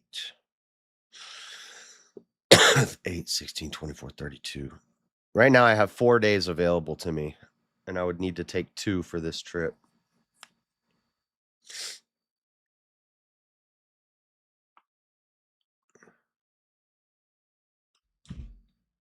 So that means I could swing it. I could swing the days off as long as I'm back as early as possible on Tuesday.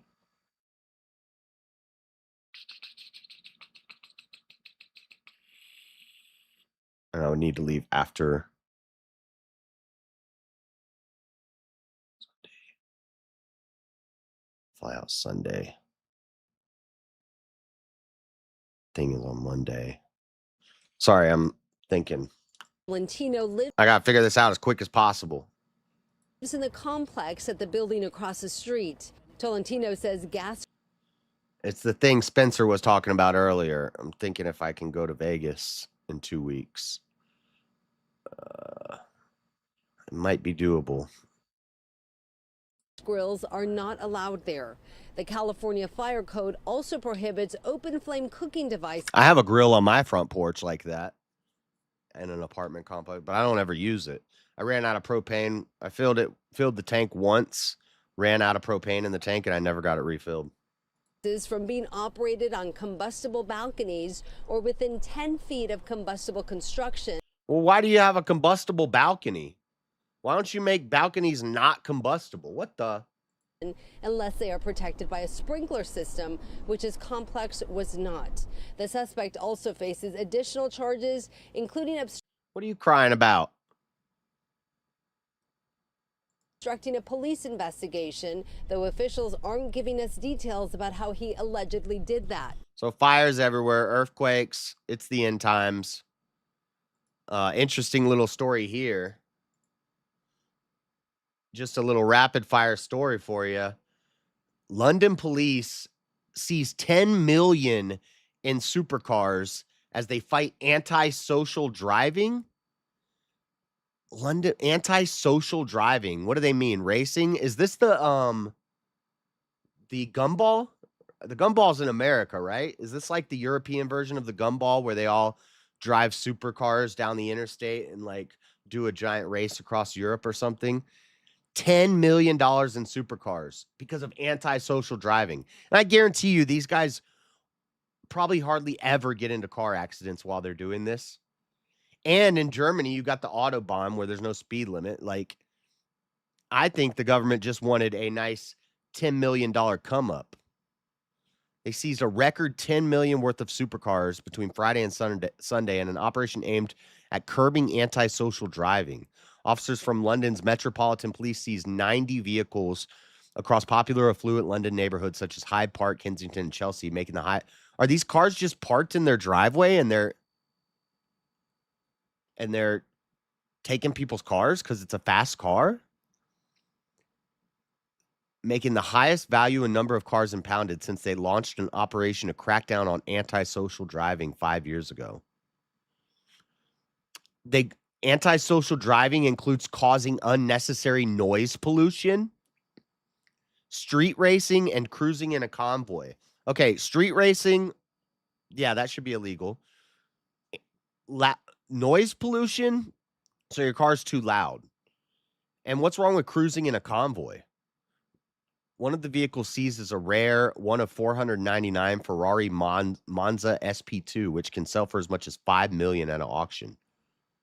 Wait, you got 90 supercars that total 10 million, but one of them is worth 5 million? That doesn't make sense. This one's 600,000 Lamborghini. This year, police have been given the power to seize vehicles involved in antisocial behavior rather than giving motorists a warning. The Met Police said in a statement. One of the vehicles seized, blah, blah, blah. I read that already. Driver was also on a provisional driver's license, which can only be used for learning how to drive. Well, okay. Anyway, crazy. They're just scooping up. Well, don't buy, if you want to have a fancy car in the UK, I'd recommend you don't. You might want to move somewhere else with your $5 million car, because the government's just going to scoop them up over there. That's crazy. Straight come up, exactly. Here's another funny video. Look, farm kids are awesome. Look at these cool-ass farm kids. Let's react to some farm kids. Let's react to some farm kids being funny. Farm kids are just built different.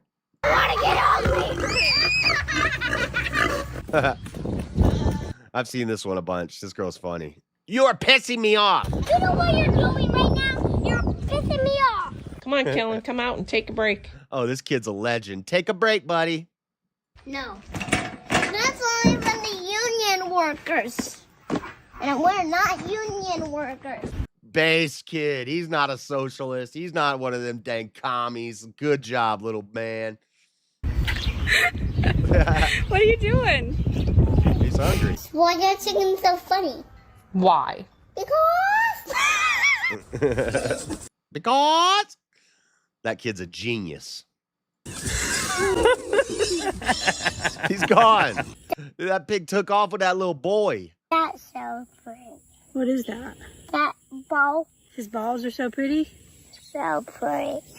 Really, I can't decide if he learned this from the pigs or if he's trying to show the pigs how it's done.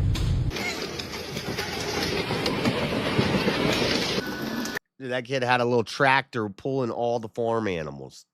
This girl's a little legend right here. Clean up, clean up. Whoa. So you can see here the future employee training program. Bro, we're anti-union. We got child labor. This is the life. Is working out pretty well. This is capitalism at its finest out on the farm. The egg. That's it. Where's the egg? See? Oh, you're lifting. Right there. Baby, leave them there. Right there. This kid's got a toy chainsaw. It's not actually cutting the wood, but he's yelling. You have eggs. Please. Hey, buddy. Buddy. Okay, that's enough of that. Funny. Funny. Kids on the farm. Kids on the farm. Sophie Cunningham stuff. Apparently, I don't know. I guess she got fouled in this game, and then Sports Illustrated said that it was karma because of what she said about trans people, about trans women. Basically, not even about trans people. She said a very reasonable comment, which was, I don't hate trans people. I want them to live their best life and have a great life, and nobody should discriminate against them and stuff. But women's sports are for biological women, and you shouldn't be in women's sports. And so there's been all sorts of backlash. Then she gets fouled all the time. I don't really care about women's basketball, but she's being propped up as like the conservatives, like, from Salon, which is Salon, I think, is owned by Kim Kardashian. I don't know if it still is, but it was at one time. It's a feminist magazine. But conservatives find their fighter in Sophie Cunningham. Indiana is in many ways a liminal state, a place you pass in between scuffy Cleveland and business like Chicago, little to inspire, blah, blah, blah. See, it's definitely written for women with little to inspire romantic odes to home. Its glacial flatness doesn't lend itself to crusades or to impressive scenes like a man on horseback, silhouetted against sunset. This is definitely written for women. But anyway, she's made a very basic comment opposing trans women in sports, women's sports. And there's been backlash. They talked about it on Piers Morgan. Megan Rapinoe came out. Rapinoe. They say Rapinoe. I thought it was Rapinoe. And was bigger than any film. She's retiring from soccer, and now she's pulling the ladder up behind her for other women, saying definitely trans people should be allowed in sports now that I'm retired. And people are saying that the other girl, I can't remember her name, but anyway, it's women's sports stuff, trans and sports. Piers Morgan's favorite topic to own people on. The episode he had with Blair White and the black radical lesbian woman was pretty crazy the other day. Beachgoers, beware. But I'm not that interested in it. Okay. We watched that. Last little video here, guys. Guys, get ready. It's not COVID. It's not foot and mouth. It's not bird flu. It's flesh-eating bacteria in the ocean. That's the next big thing. Beachgoers, beware. Don't go in the waters. It's not Jaws. It's flesh-eating bacteria. Beachgoers, beware. The country is seeing an influx of a deadly flesh-eating bacteria in seawater. Several states seeing its presence, with Louisiana reporting at least it's in Florida. 5 deaths, and Florida confirming a second death. So how can you stay safe this summer? Let's ask Fox News senior medical contributor. Don't go near any water ever. And the author of The Miracles Among Us, How God's Grace Plays a Role in Healing, Dr. Siegel. Welcome, and let's get right into this. So what is this bacteria?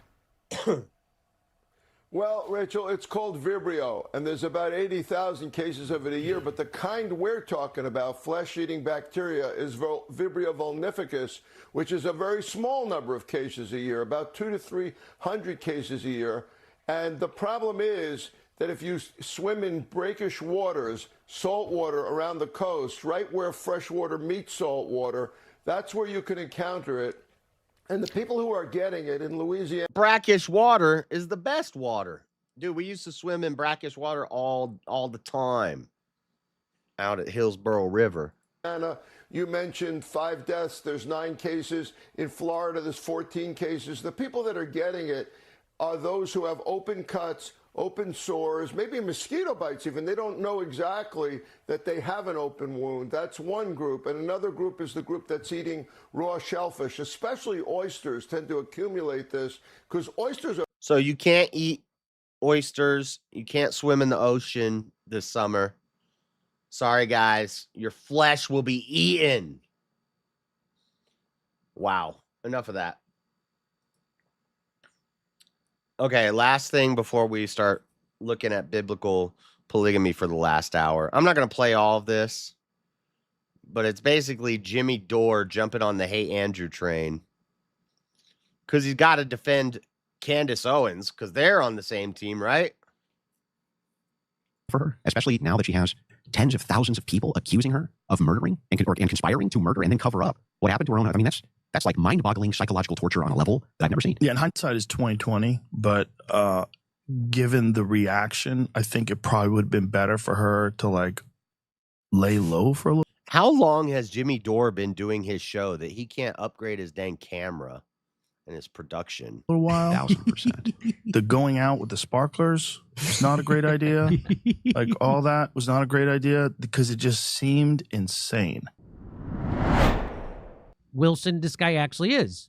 Exactly what a horrible debater. Hold on. I want to show you exactly what a horrible debater Andrew Wilson, this guy actually is.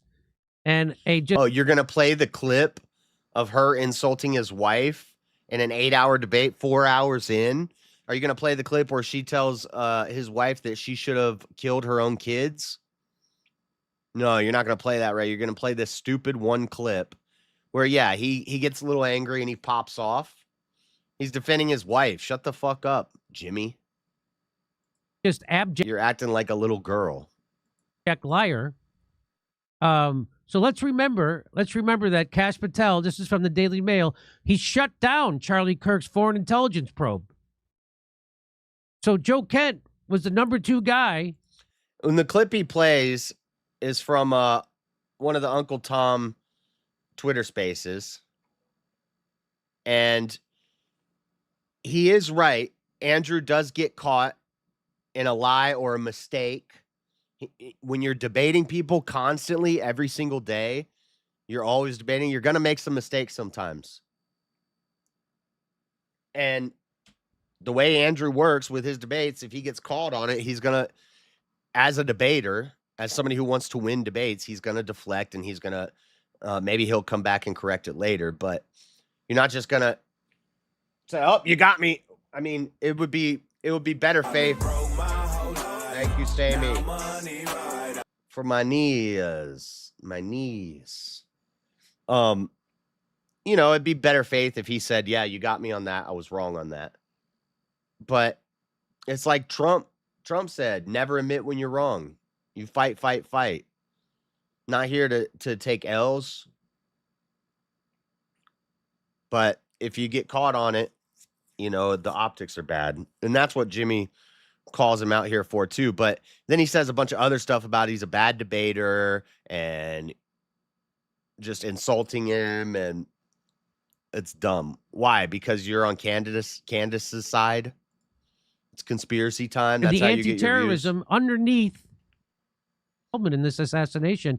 Kash Patel shut it down. Here's what Joe Kent had to say about it. And then, you know, Charlie Kirk is killed publicly in a very horrific way, and we're not really even allowed to look into that at all. And Charlie Kirk was one of President Trump's closest advisors, and he also advocated heavily against a war with Iran. He was in the Oval Office in the lead up to the 12-day war. So we knew each other. And the last time I saw Charlie Kirk on this earth was in June. Okay, so he says he's leaving Israel in this tweet. And unfortunately, Andrew denies that Charlie ever says what he says here, and then reads the quote verbatim, and it is what the other guy said. So Andrew made a mistake here. He got caught, and he didn't admit to the mistake, and so that's the big thing you're calling him out for, because he was wrong about a fact in a debate. And he didn't immediately admit to it and say, oh, I'm so sorry. I have no idea what I'm talking. What do you want him to do? He's debating constantly on this topic every day. You're going to make some mistakes sometimes. Donors, remember they lied about, no, there wasn't a phone call from Benjamin Netanyahu. Well, then she had to release the text messages that Charlie was on a text thread with. And remember when he said this? Just what Charlie Kirk said. Group chat just lost another huge Jewish donor, $2 million a year, because we won't cancel Tucker. I'm thinking of inviting Candace. Somebody writes, oh. So Tucker Carlson was speaking at TPUSA events, questioning the United States relationship and funding of Israel while they're committing a genocide in Gaza. And that a genocide. They're committing a genocide. Pissed off their bring on Tucker Carlson or Dave Smith, who had that famous debate with Josh Hammer when he just destroyed the hammer, completely shattered the hammer. And $20 million, which leads a lot of people to conclude that they had him killed, because that's their MO, right? So there's more to this. Let's watch. So this is the text thread he's on. And the reason I'm showing you this is because I'm going to show you in a second that Andrew Wilson completely lies about this. Watch this. Charlie writes, Jewish donors play into all of the stereotypes. I cannot and will not be bullied like this. Okay, so then he goes to Uncle Tom's thing. Let me rewrite that for you. Yes, I'm taking money from TPUSA. FYI, I'm taking... He says, I'm not taking any money from TPUSA minus the fee for debate instruction. So he is saying, yeah, I got paid from them, independently contracted to do a job one time. If I'm an independent like electrician and I get contracted by Walmart to go do a job for them one time, I guess you could say technically for that one night you're still an independent contractor, so you're still working for yourself. You're just okay, he did this is a semantic thing. I'm not an employee of Walmart if I'm an independent contractor who comes in and does an electricity job at Walmart. I'm not an employee of Walmart. You could semantically say, well, you worked for Walmart. Okay. But I'm not an employee of Walmart. Money from, but here's a really shifty used car salesman way to try to make people. Y'all should love Candace. She was cool with Kirk. I never liked Candace. Ever. Never, never, never. Why do I care? Just because she's cool with Charlie. I also was not a huge fan of Charlie Kirk. Charlie Kirk did a lot of things I didn't agree with, too. Said a lot of things. TPUSA, I was very critical of TPUSA. Pay attention, buddy. Think I'm not taking money, because at first I'll say I'm not taking it, but then in the same sentence, I am taking it. I just purely enjoy wrecking these people as I consider them to be dumb and inferior to myself in every way. You can't toss me out of an organization I'm not part of. So let's watch. So listen to this. He went out of Spaces. So that's him. And they ask him about these text messages. They read the text message to him. He says, you're lying. That's not what the text message says. And then Andrew actually reads it again. He reads it verbatim, exactly what that guy said, and he says it's somehow different. Well, let's listen. This is what, listen, this, try to sit through this. Okay, just try. Because it's annoying as hell, because he's lying 100%, because that's his master debating technique. Let's watch. He didn't leave the pro-Israel cause. You're just lying. That was actually So he just quoted it. So the guy just quoted, leaving me no choice but to leave the pro-Israel cause. And Andrew, Mr. Debater, Wilson says, you're lying. Did you hear that? Listen. He didn't leave the pro-Israel cause. You're just lying. That was actually quote unquote what he said. He said, leaving me no choice. He said, that's quote unquote. Now, so he's just lying. He's just making stuff up. This is his debate technique. Just make stuff up and lie. Even though it's clear as day, that's exactly what Charlie said. Let's listen to more of it. Is my audio bugged? Why, you can't hear it? Sounds fine to me. He didn't leave the pro-Israel cause. You're just lying. That was actually quote unquote what he said. He said, leaving me no choice. He said, leaving me no choice but to leave the pro-Israel cause, unquote. Read the whole thing. You lying. Read the whole thing. What? We just read you the whole thing. And now he's pretending like they're leaving. This chode is Jimmy Dore. He used to work for the Young Turks, Democrat, socialist guy, but then he became more moderate and people started liking him more because he kind of like Bill Maher. He, during COVID, his eyes were opened a little bit to how radical the Democrats had gotten with all the weird gender stuff and everything they were doing and all the COVID stuff. And so he became more moderate and kind of came more towards the center and became more popular because he started saying more based things, but he was never based. And he's just hating on Andrew. He's right here. Andrew is wrong about this. Now, to attribute lying or maliciousness, lying implies maliciousness. You can't do that. You don't know his heart. Maybe he just doesn't know, or he doesn't remember this, or he's just wrong here. Being wrong about something does not mean that you're lying intentionally or maliciously or trying to deceive people. Maybe he's just wrong and he doesn't know he's wrong. And once he realizes he's wrong, he tries to find ways to justify what he said, or it's out of context, blah, blah, blah. But he was wrong on this. But Jimmy jumping on his ass, this debater guy, this is his tactic. Like, how many of his debates have you seen him watch? You know, he debated Dave Smith, and he beat Dave Smith. Dave Smith says that he beat Dave Smith. Do you know that, Jimmy?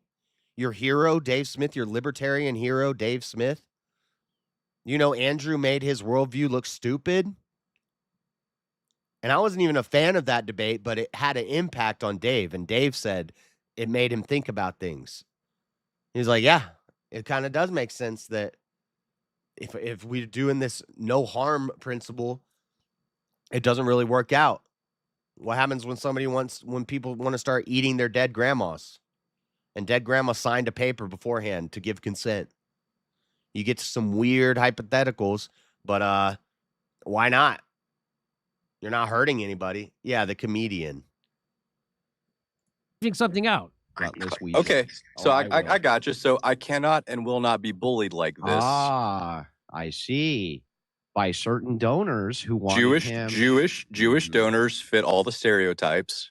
I cannot and will not be bullied like this, leaving me no choice but to leave the pro-Israel cause. That's not what he said either. You're lying again, so I'm going to pull up the... That's exactly what he said. That's a verbatim. And that's not... And first of all, he goes, aha! Like, what? Aha! You're correct. Anyway, so Jimmy caught him being wrong there. But then he turns it into, this is his whole debate strategy, and this is all he does. And Jimmy hasn't seen him on a stage debating with people like Dinesh D'Souza, beating them, causing Matt Dillahunty to rage quit over a simple question, making Dave Smith reconsider his whole worldview. You don't point to any of that stuff. You just talk about one X space where he got a fact wrong. Disingenuous fucking Democrat liar. You're the liar, Jimmy. I don't even know what. You're just a liar because you're a Democrat. You haven't lied about anything here. You're just a Democrat. So you're automatically a liar. You want to be uncharitable? I can be uncharitable too. No disrespect on Dave Smith, though. He's all right. I like him. I don't like Jimmy Dore. And then when he was getting popular after COVID and everybody's like, oh, he's base now. It's like, nah. Just because you say a few things about the lockdowns and the Wuhan bat flu and transgenders doesn't mean that you're all of a sudden based. Those are pretty, everybody kind of agreed. Well, except for the crazies. Most people agree on those positions. It's not an edgy take.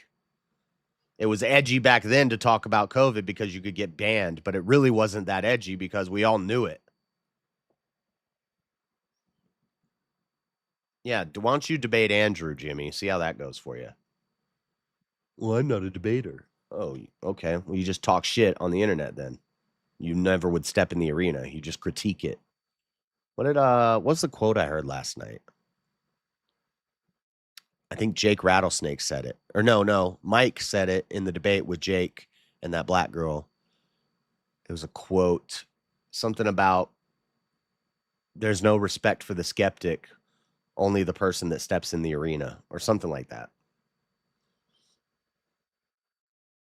You're just critiquing the arena from the outside. Anyway, that's lame.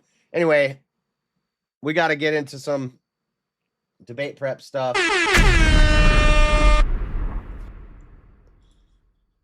So over the next couple weeks, whenever I have free time, I'm going to be working on this. So I'm just going to pick, I think I'm going to keep watching.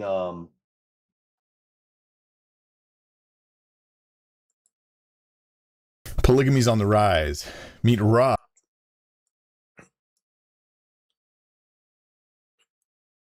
Hold on. I just screwed up something.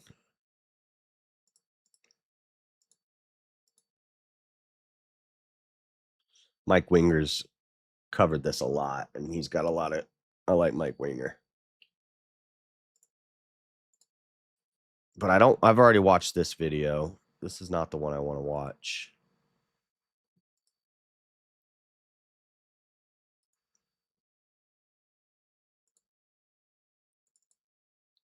Just give me 1 second, y'all.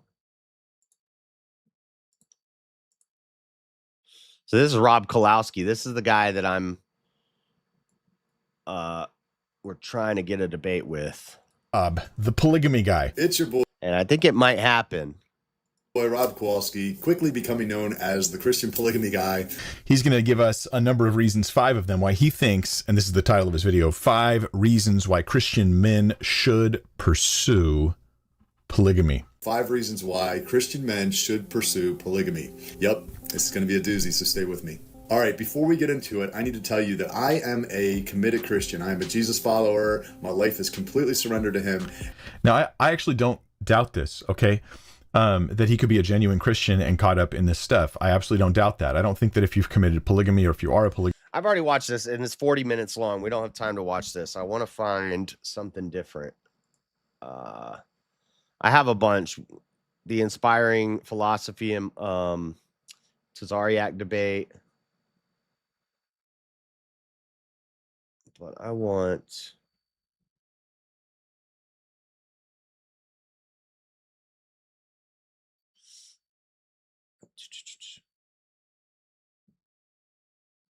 Let's try this one.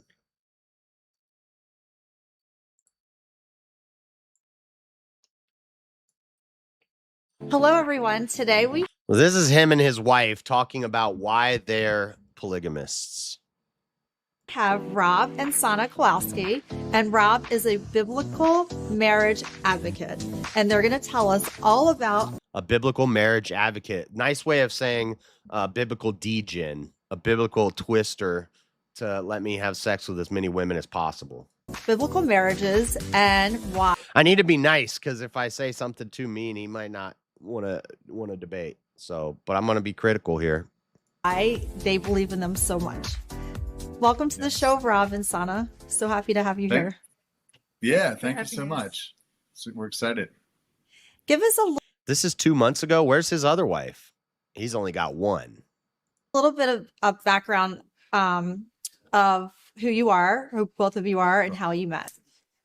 Yeah, absolutely. So I was born and raised in Baltimore, and I knew you back then, back in the day. And I was, a notorious bad boy, playboy, womanizer in my youth.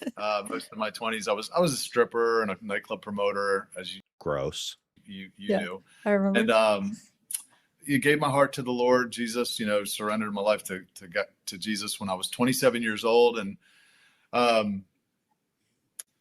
knew. Creepy. He was a male stripper. Now he's a Christian polygamist. Okay. That Christianity basically believed in monogamy only, right? And I just was like, okay, well, I guess I'm going to be a one-woman man now. And I thought that if I didn't sin long enough, with women, that God would give me. So basically, you couldn't conquer the lusts of your flesh.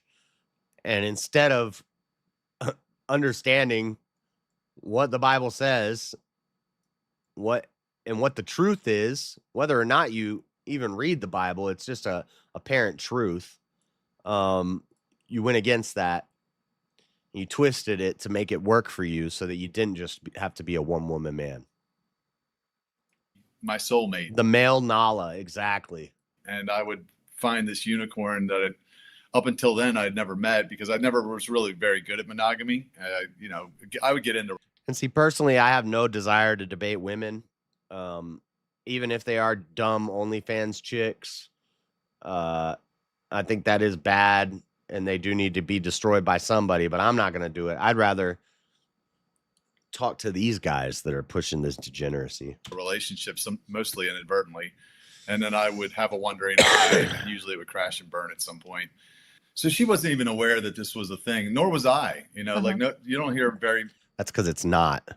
I never heard in 23 years of being a Christian anyone say the words Christianity and polygamy or polygyny now in the same sentence. So I never, if I had heard somebody mention the concept or the principle, I would have looked it up. I would have looked into the Bible, because I kind of knew. Of course you would. You would have been like, what? Yeah, what? You mean there's a chance that I could be like a cult leader? I knew it about myself, but I never looked into it, because I just assumed that the monogamy only doctrine was well researched, and it must be true because it is so well preached. And I mean, everybody knows that Christians believe in monogamy. So basically what you're doing is almost like the Muslim way, where you can have multiple wives, but you have to support. Good job. It is the Muslim way, or the Mormon way, or the Waco way, or the Jonestown way. Support each wife. You can have up to 4 wives. You can support each. You have to support each one equally. You have a dowry. You give them an allowance. What up, Avers? Yes. And Yep. they usually wait until marriage before sex. Yeah. Having sex. Yeah. So it's the same thing. Yeah. How do you, so Sonia, how do you feel about having, well, because have you found another wife? Like how's that? No, working? we're kind of passively seeking. Like it's funny because So they go on dating apps and say seeking a third or what? How's that work out? now that I know I can, it's Uh-huh. like, you know, like, do I want to? Yeah, I could see the benefits. She wants. You never leave your wife for the stranger. And so even if you marry the other woman, the first time you have sex with her and consummate that second marriage, you are leaving your wife for a stranger. That's some strange. That's why we call it strange. I'm going to go get some strange. That's the stranger, is the woman you haven't slept with yet. To have a girlfriend to, you know, talk to, Uh-huh. and we got to Right. Kinda. It's very pervy. I agree, Mesh Tater. get on the way, maybe help with that, and another set of gifts and talents to help with Yeah. everything we got going on would be great. But I also know that more isn't necessarily better. Right. And if you get the wrong person, it could be chaos. And Yes. we have a great marriage, and I just, you know, if it happens, great, but we're Yeah. not like pressed. See, he's not even about that life. Like, I don't want to make an argument from hypocrisy and say, well, you don't have two wives, but you don't. And the way you talk about it, you're not even passively seeking. This is what you built your whole worldview and your whole channel and your whole ministry. I wonder if he thinks he has a ministry around.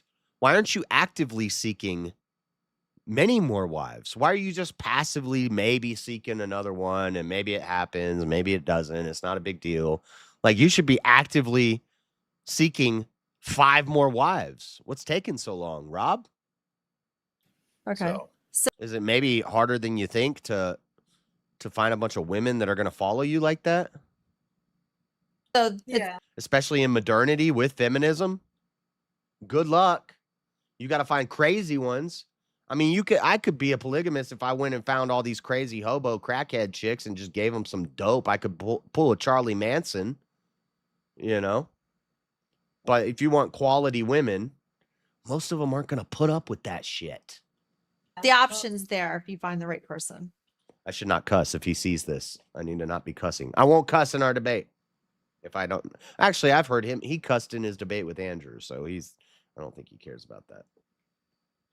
yes. Exactly. But in the beginning, I wasn't really on board with this. Like, it Oh, and she's imported. really took me a She's a domestic model. time, like a little bit I mean, not a domestic model.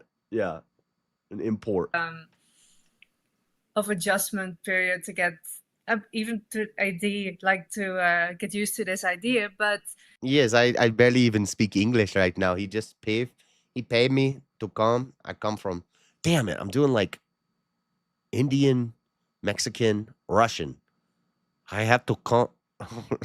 yeah, like Rob said, like we're kind of passively We're looking, kind of not looking. really too pressed. We're looking for so- the maybe in the wife, maybe.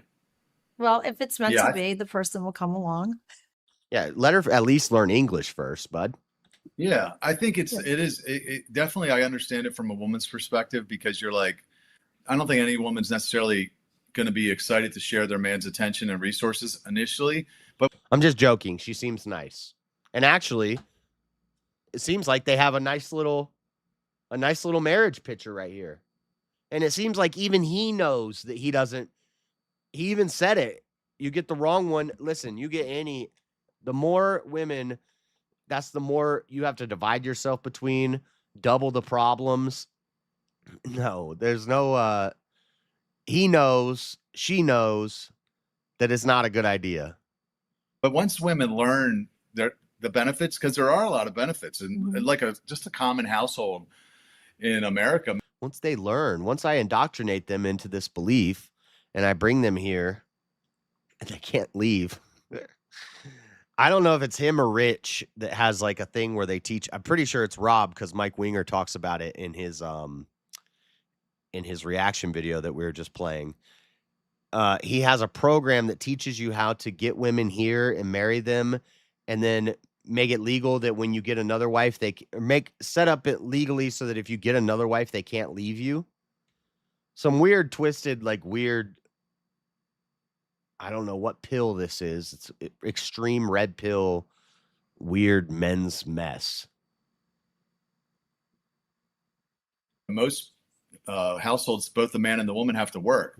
But if you have, a couple extra people in the house, one can, you don't have to send the kids to daycare. You could homeschool, you might have a side hustle to produce a little income, and things become easier. I've interviewed many men that are married to more than one woman, and they actually say life gets a lot easier after because of the, many hands make light work. So I think there are a lot of benefits. And people, I'll just address this because the number one pushback that people get is, oh, you just want to do this so you can have, sex with multiple women. I'm like, if that was it. Now, look, I won't deny that. Yeah, that is part of it. I mean, it's a very small part. Okay, then shut up. What do you mean? But if it was only about sex, why would I marry? I can't literally, you know how I was back in the day. I could have sex. Because you want to have your cake and eat it too. You want the Christian married life. You're trying to be a Christian. You want the Christian married life, but you can't escape the fact that someday you're going to want to get some strange, and you're not going to be able to overcome that lust because it's weak. That's why I said in the thing, polygamy is weak. It is a weakness. It's they may say, oh no, it's strong to be able to get all these women to follow you. It's strong to get women to follow you, to marry you and just be submissive to you. And one woman, it's strong if you can do that with one woman, but many women, now you're just giving into your lusts, the lust of the flesh. That's not strong. That's weak. Sex with dozens of women with no responsibility. He wants the cake and eat it too. He wants the Christian marriage life, but he doesn't want to give up on potential sex with other ladies in the future. And he thinks he's just going to be able to marry a bunch of them. I ain't got to carry your groceries in. I ain't got no responsibility. I could sleep. And God, it sounds so childish. He sounds so childish. Man, I don't got to carry in my groceries. I don't got to clean my room. I've got like 12 mamas taking care of me. I get endless variety like that. Mm-hmm. Marrying two women is a hell of a lot of responsibility because I'm making a lifelong commitment to this person. So, and I think there are women out there that, they want to have children and they want a father around for those children. And if they, knew about this option, maybe more would be likely to go that route. I'm sure there are plenty of women that would take this option. Would you have that person living in the house with both of you, or they would be in their own residence? Yeah, we probably have them in the house. I think that's the best and easiest. So then the question is, how does sexy time with your wife work? Do you have certain nights for certain women? That means that you're cheating on the other one repeatedly throughout the week. Or, and this is what I heard one of them argue, that you would actually just be able to do, sorry, this is vulgar, but you'd be able to do orgies every night. And then they use Matthew 25, the parable of the 10 virgins, to explain this. Those virgins, they weren't the brides. They were the bridesmaids. They were the torch carriers. In a Jewish wedding, a wedding is a celebration feast. It's not the actual marriage and the consummation. That doesn't happen at the wedding. The wedding in the Jewish tradition was the marital feast. And in the marital feast, the virgins, the bridesmaids, essentially, would be the torch carriers. They would carry the lamp. And this symbolizes keeping your lamp on for Jesus and always being aware. Don't hide your lamp under a bushel, et cetera, et cetera. So that's what that parable is talking about, is Jesus being the bridegroom to the church, not to each individual woman in the church. It's not a polygamous relationship. It's the bride is the church, and then Jesus is the bridegroom. And the bridesmaids are the torch carriers, the lantern carriers. And they take that verse to mean that the groom marries all 10 of them, and then he takes them into a room and has sex with them all at the same time. That's what they think Matthew 25 says. They talk about this thing called a chuppah, which is a locked room where the consummation of the marriage would happen. Well, first off, that wouldn't happen at the wedding feast because the wedding is not the marriage in Jewish tradition. When we can't use presentism, we can't think about it from our present view of what marriage and wedding means. We have to look at the Hebrew words or the Greek words in the New Testament, and we have to put ourselves in their shoes. What were the traditions at the time to understand these things?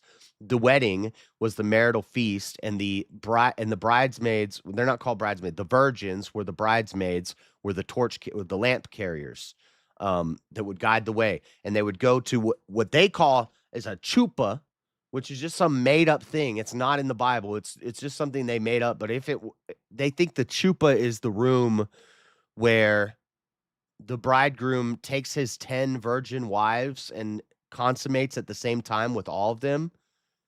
And basically, they use this to justify in a polygamous marriage orgies, basically, every night. If you got threesomes, foursomes, fivesomes, however many sums you want to do, you could do it. And they justify that biblically with a parable from Jesus. That's crazy work. Crazy work. This way is under the same roof. You know, maybe different bedrooms for the women. I think probably be what we would do. Yeah. Yeah. No, Also, I think it depends on the person, because we've talked to a lot of families who have done this, because even before up to 2 years ago, I had never even heard of this. Right. I didn't know anybody who was married to 2 wives or who had plural families or anything like that. And it really depends on like your. Hold on, I got to go grab some water real quick. I'll be right back.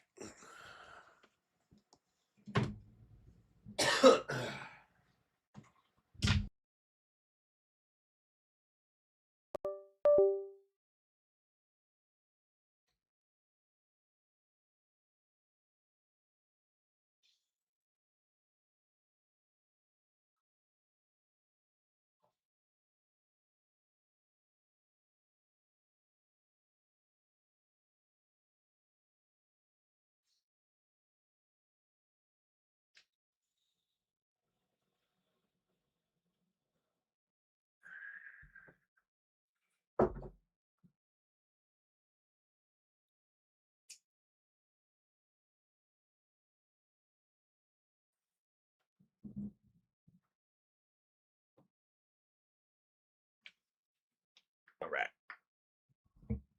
We back.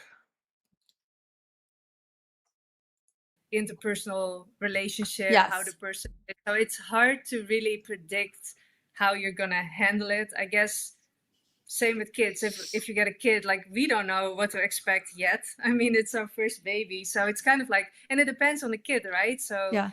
is it gonna be quiet? Like so you kind of deal with it as it goes, as it comes, I would say. Yeah. Depends on the person, right? Right. Well, I guess whatever's meant to be will happen. He's hoping she'll join the marriage. Look how he's looking at her. And we used to know each other back when I was a stripper, right? They got some tension between them.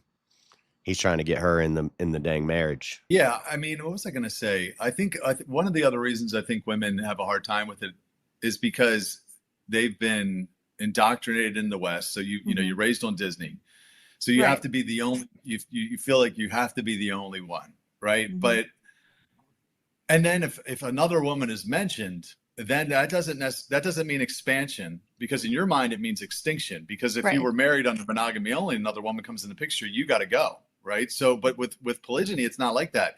I told her when we got married or before, I said, look, I'm never going to cheat on you and I'm never going to divorce you. I'm not. Like, there may be other women, there may be. That's cheating. Other wives, but I'm never going to divorce you and I'm never going to cheat on you. If we bring in another woman, I'm going to tell you about it. I'm not going to lie to you.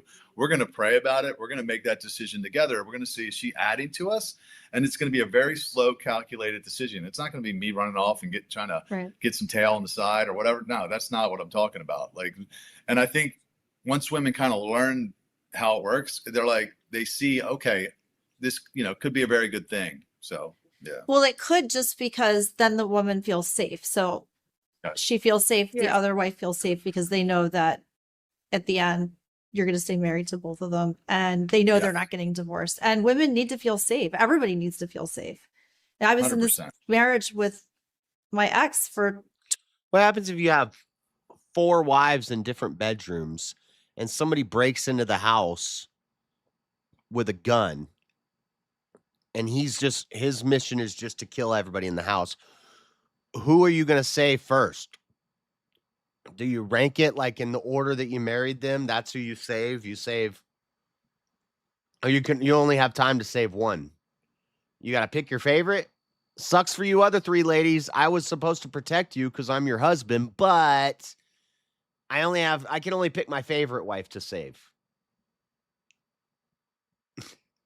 The other 3 are dead. He didn't protect you. He can't. You can't. 27 years. And after the first 9 years, I never felt safe.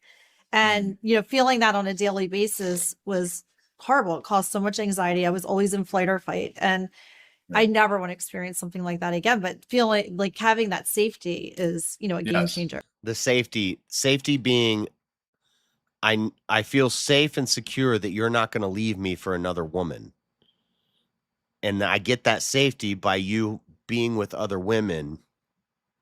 That makes sense. So I can see where people would probably. Yeah, I think you like make an interesting point, because I've said that before, is I think women crave security more than they do exclusivity. Yes. Because the thing is if you really think about it, monogamy only isn't that secure. Because how often does a man marry young, marries child, his high school sweetheart or whatever, they have a couple kids, and now he's 45, 50 years old. His sexual market value has actually risen, hopefully, if he's making more money. And now he's got another 21-year-old looking at him. Yeah. And he runs off with her and blows his family up. So monogamy only. Well, that's exactly what happened to me. So he blew up everything for a sugar baby that he's not with. And he's regretful now. But the bottom. I know. You should have just let him marry her. And then it would have been fine. Why did you have a problem with him running off with that sugar baby? You should have just let him marry her. And then everything would have been good. Mine is he couldn't just maintain both. He couldn't just be honest. I wonder if he pimps them out to the congregation. I don't even know if he has a congregation. I know the other guy, Rich Tidwell, does have a ministry, but it's pretty much online. With his feelings and say, okay, I want to stay married to you. I want you to feel safe. But there's another part of me that wants something else. If we had discussions like this, I think everything would have turned out differently. But because of all the lies, the deceit, and me not feeling safe, there's no way I would ever go back.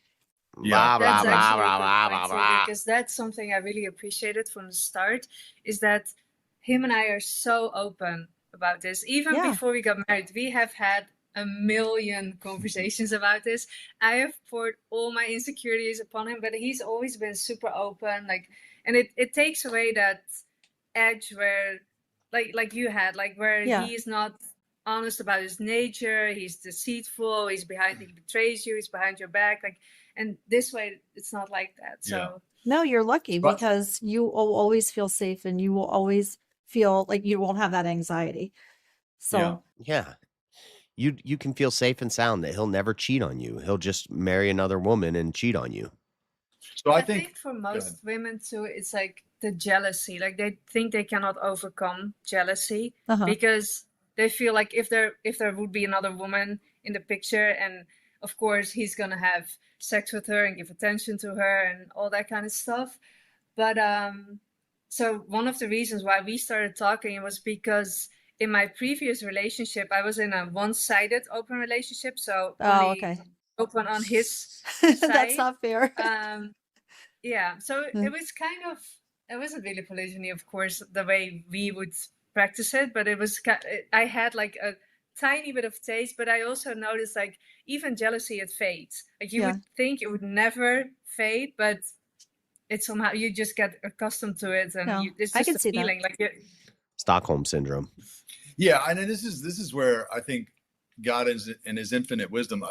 Men are wired for variety, and we can try and deny that, but it's true. Men are wired for variety. If a man walks into a room full of beautiful women, he would sleep with every one of them if he could, and there would be no negative consequences. He would. A woman generally doesn't think like that. She usually she walks into a room full of good looking men. She wants, okay, who's the best one here? She wants to find the best man. Okay. So, but God did that for a reason, I believe, because he knew that there would always be an imbalance. Yeah, they're just women freaky. who want to be That's all it married is. and men versus men who. That's all it is. They're just freaks.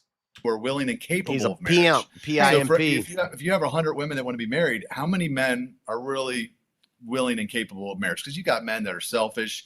They, a lot of them Oh yeah, there's no such thing as a selfish woman. homosexual now. Oh, yeah. We die younger. There's no such thing as homosexual women. Addicted to drugs, homeless at a higher rate, all these things. So you maybe get 20 or 30 for every 100 women. And God wanted all of his daughters to be covered, to have, protection and provision. So he gave men this desire for variety, but it has to be expressed right. You can't just go out and bang a bunch of girls. Like, that's not how it's supposed to be done. But because men were never shown a righteous path, oftentimes they do what your ex did. He lied. Because he didn't even know that this was a possibility, which is why I'm so passionate about telling people, because I believe it will preserve families. Like, how does dude, he you know don't what a have woman to wants? divorce I your don't know. wife, but you're going to have to grow a set of balls. Right. Well, he's a red pill guru. Of course he knows what women want. And be honest. Just be honest, man. Yeah, no, exactly. So, Well, this has been great, and I feel like your calling is another church. I hope so. Yeah. That'd be great. But how can people reach you? Just through Instagram, or do you have a website as well? Actually, your calling is another church. Shut up. You do, yeah. Okay. It's my name, robbkowalski.com. So ROBB Kowalski is my last brainwashing. name.com. And I have a program for men that are interested in exploring this. It's called This Man is of great. Options. Got a few dozen people in there, and it's manofoptions.com. You can find That's where they teach you how to get married and have like secret or like in the paperwork you have like an agreement that the woman signs so that if you find another wife in the future, she's not able to divorce you because of it or something like that. He talks about it in another video. me on YouTube, Instagram, and she actually has a private Telegram community for women that are Oh, good. exploring this. And you can find a link to apply for that. It's free. It's free for women. But there are a lot of women that are like, like they hear it and they're like, well, I want to learn more about this. So it's just right now it's just a Telegram community, but yeah. This is great. Shocking the dating pool, the unconventional case for polygyny. Today we're going to dive into a hot topic that's often overlooked, biblical polygyny. Yeah, I know it's a bit of a curveball, but let me explore why this practice may make more sense than you think. First off, polygyny isn't as crazy. It may not. I mean, maybe you can say it fancy and you can tell some lies to maybe convince some dumb people, but no. It doesn't make more sense than I think. As it sounds. In fact, it has some legit advantages over traditional monogamy, like economic, social, and health benefits, just to name a few. Let's break it down. No. Okay, social and health benefits. Well, we can look at every study done. It does not have social or health benefits or economic benefits for any country. Look at every country who does polygamy, like where it's a national thing. They're all third world shitholes. They're all places where people are lighting poop on fire to heat their homes. Places where the average IQ is like 60. There's usually also a lot of incest in those areas. Reason number one, no Bible banning. For all the Christians out there, the Bible doesn't drop any disapproval of plural marriage. Seriously, there are yes, it does. Tons of things that the Bible forbids, but polygyny ain't one of them. It's like God gave his approval through his silence. And it explicitly says not to multiply wives unto yourself. In some cases, he even commanded polygyny. See Exodus 21 and Deuteronomy 25. People tend to think Adam and Eve set the standard for marriage forever, but the Bible was written by the Jews and for the Jews, and they didn't even believe that. So yes, you can be a Christian that's into polygyny and still be in obedience to God. Okay, reason number two, more kids. One of the first commandments God gave us was to be fruitful and multiply. Polygyny can help with that because men can father more offspring by partnering with multiple women. Plus, it ensures that their kids inherit some quality genes because more women are mating with the alphas. Reason number three, fixing the gender gap. In just about every church in the world, there are more women who want to be married than men. Polygyny can balance that out by giving more women chances to find a partner. Plus, it's financially savvy. Women can share the load of housework and child rearing, and it makes life easier for everyone. That whole thing about there being more Christian women in the church than men, Andrew destroyed him in the debate about that, about how that doesn't make any sense. If there's more women to men and women are hypergamous, they choose up, then in order for the most men to be with the most women, you would want one man, one woman, one man, one woman. And then everybody gets paired up with somebody. Women are typically slightly higher population, not just in churches, but in existence in general. They're usually like 51, 52% of the population. So there's going to be some left out women. And of course, there's going to be some left out men too. But on average, you can pair people up. That's the idea. That's why it's called pair bonding. And that's why Jesus made twain, the twain flesh become one. The two fleshes become one. Not that if women are hypergamous, there's 50 women at a church and there's 49 men. And multiple women are marrying one man, then maybe only 5 guys end up with a woman. All those other guys aren't making any kids. So it's not more kids get made. The same amount of kids would get made because the same 50 women can only have the same 50 kids a year. It's not like 50 women, you have 50 women married to one guy, all of a sudden he can have 1,000 kids a year. No, he can still only have 50 kids every 9 months. So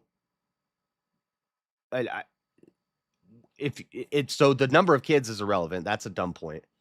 And more women finding partner, like, no, now you have a problem of less guys with wives. It doesn't make any sense.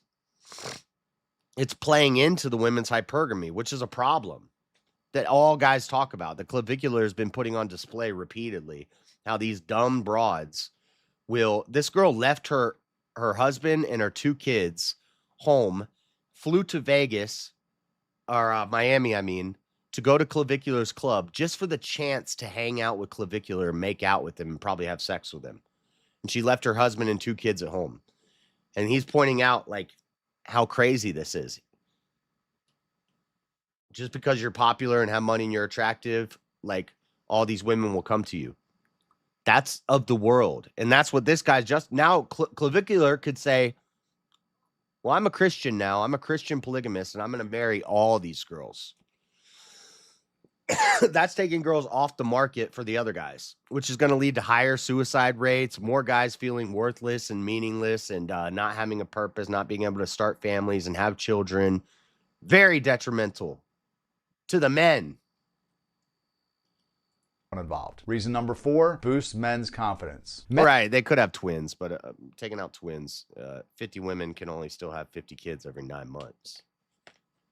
And taking more than one wife can fulfill more of their desires. They can flex some social status, and they generally feel good about themselves. It's a win-win. Reason number 5, animal instincts. Even in the animal kingdom, only a small percentage of species are monogamous, somewhere in the 3 to 5% range. We can learn a thing or two from Mother Nature. Reason number 6, hypergamy in action. Women are attracted to men that meet or exceed. Did he just say because of the animals? Did he just say look at the animals? It's a win-win. Reason number 5, animal instincts. Even in Okay, so it is your lower nature, your animalistic proclivity toward polygamy, the lower nature, not the nature of God. That's why it's not Christian. Look at the animals. Do you also throw shit at people like monkeys do? Do you eat your babies like the hamsters do? Stupidest argument. You think we're animals? I'm not an animal. You're an animal.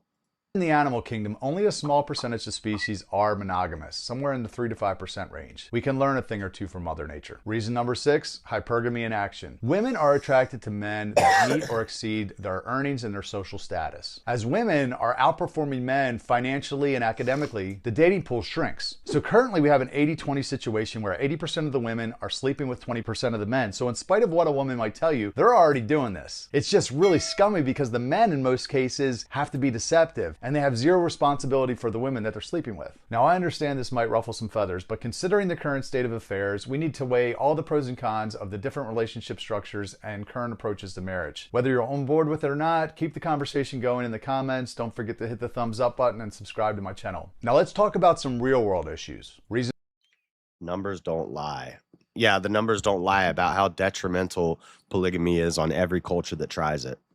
Number 7, numbers don't lie. Single moms, mistresses, fornication, divorce, lonely women that can't find a husband. These problems are all too common today, and polygyny could offer a solution. It might not be everyone's cup of tea, and no one would force anyone that didn't want to participate, but it could definitely help address these challenges. Why would our society make this illegal when you can legally have as many children with as many women as you want without a commitment? Why in the world is it illegal to commit to them? Can anyone explain how in the hell that makes sense? Reason number 8, the sexual revolution. Some might say this setup is not ideal for women, but you can thank feminism and the sexual revolution for that. One of the most valuable things a woman brings into a relationship is her chastity, not having a high body count. Asking men to commit to women who haven't been waiting or have been with multiple partners just isn't realistic. When you let everyone ride the roller coaster for free, men stop. So wait, my options are already limited.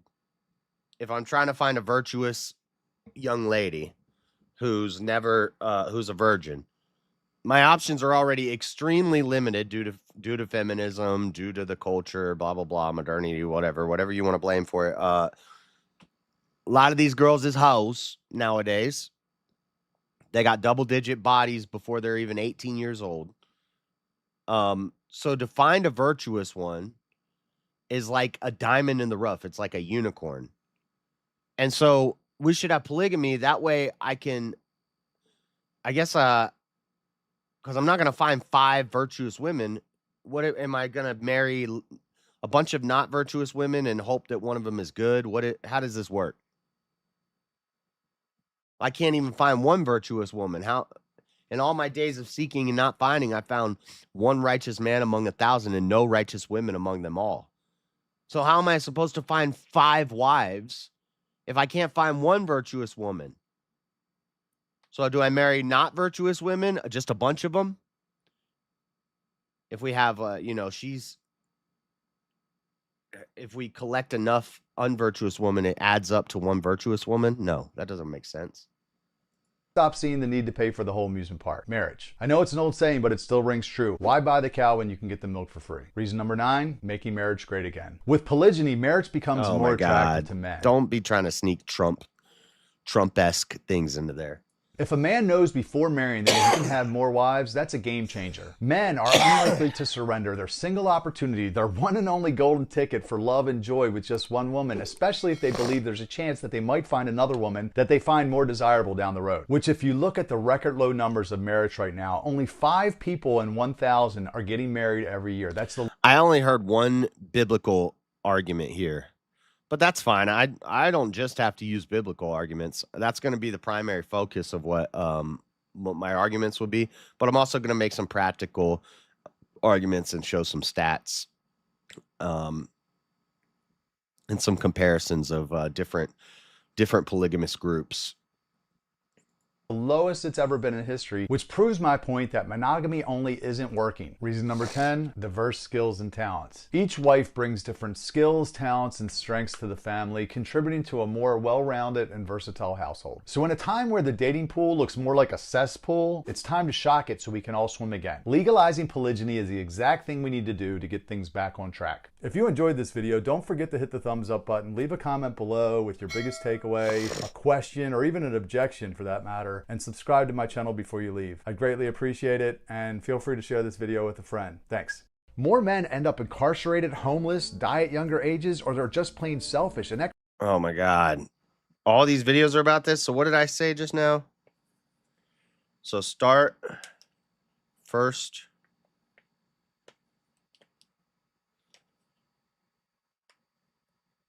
Biblical argument.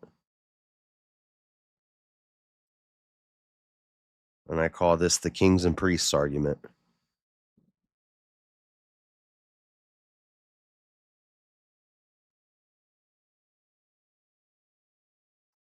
Kings and priests.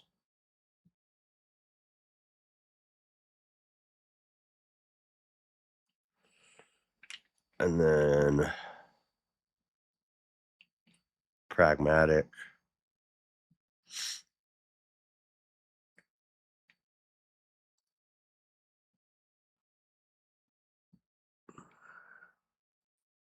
Stats studies. Harms. And then last, compare and contrast other polygamous cultures.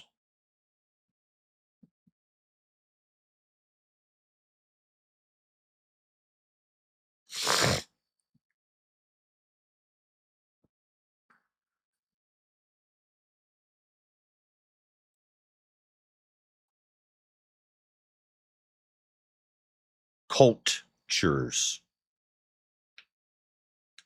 Keyword cult. Okay. Cool. I got a outline roughly put together. Probably start writing something tomorrow or the next day. But tonight I've got to figure out if I can do this Vegas trip. And then I need to call up somebody and make sure that I'll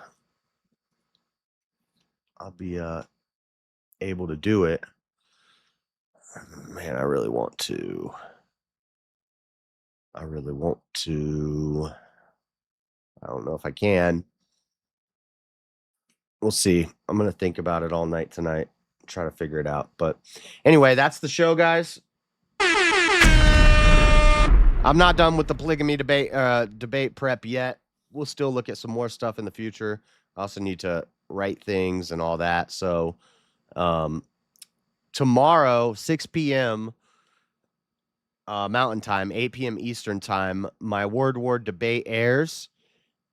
I might be able to wake up early and stream and react to it, talk through it, maybe show some studies and some stats and stuff that I didn't have on hand during the debate, but that I wasn't wrong about. I just didn't have the stuff off the top of my head to spit out stats and studies and whatnot.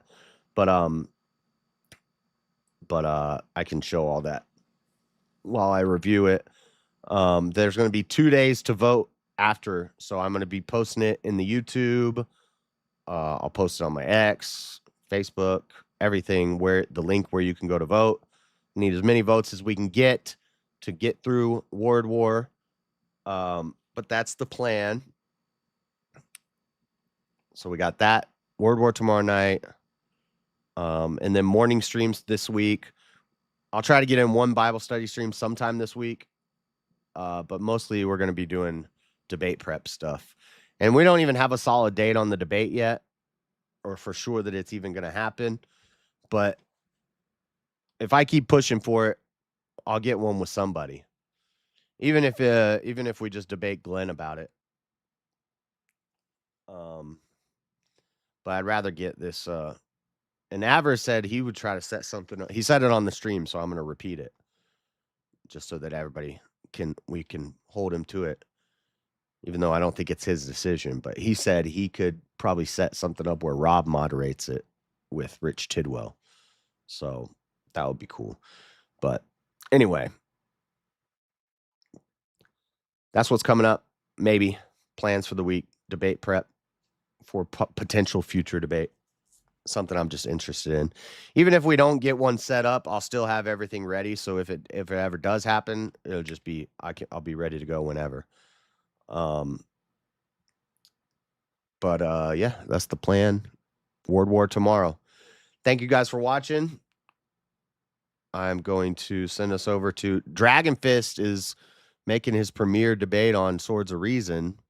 I'm going to go back and watch it from the beginning, but I'm going to redirect us over to Easy's channel for Swords of Reason. Thank you guys for watching. God bless. Dreaded Conservative Show, Monday night, kicking the week off right. The world's a crazy place.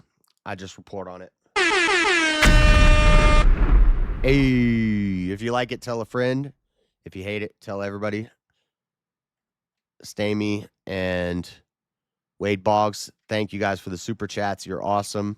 I appreciate you all. Hit the like button on your way out. Make sure you're subscribed. God bless, guys. I'm out. Peace. Later, Spike.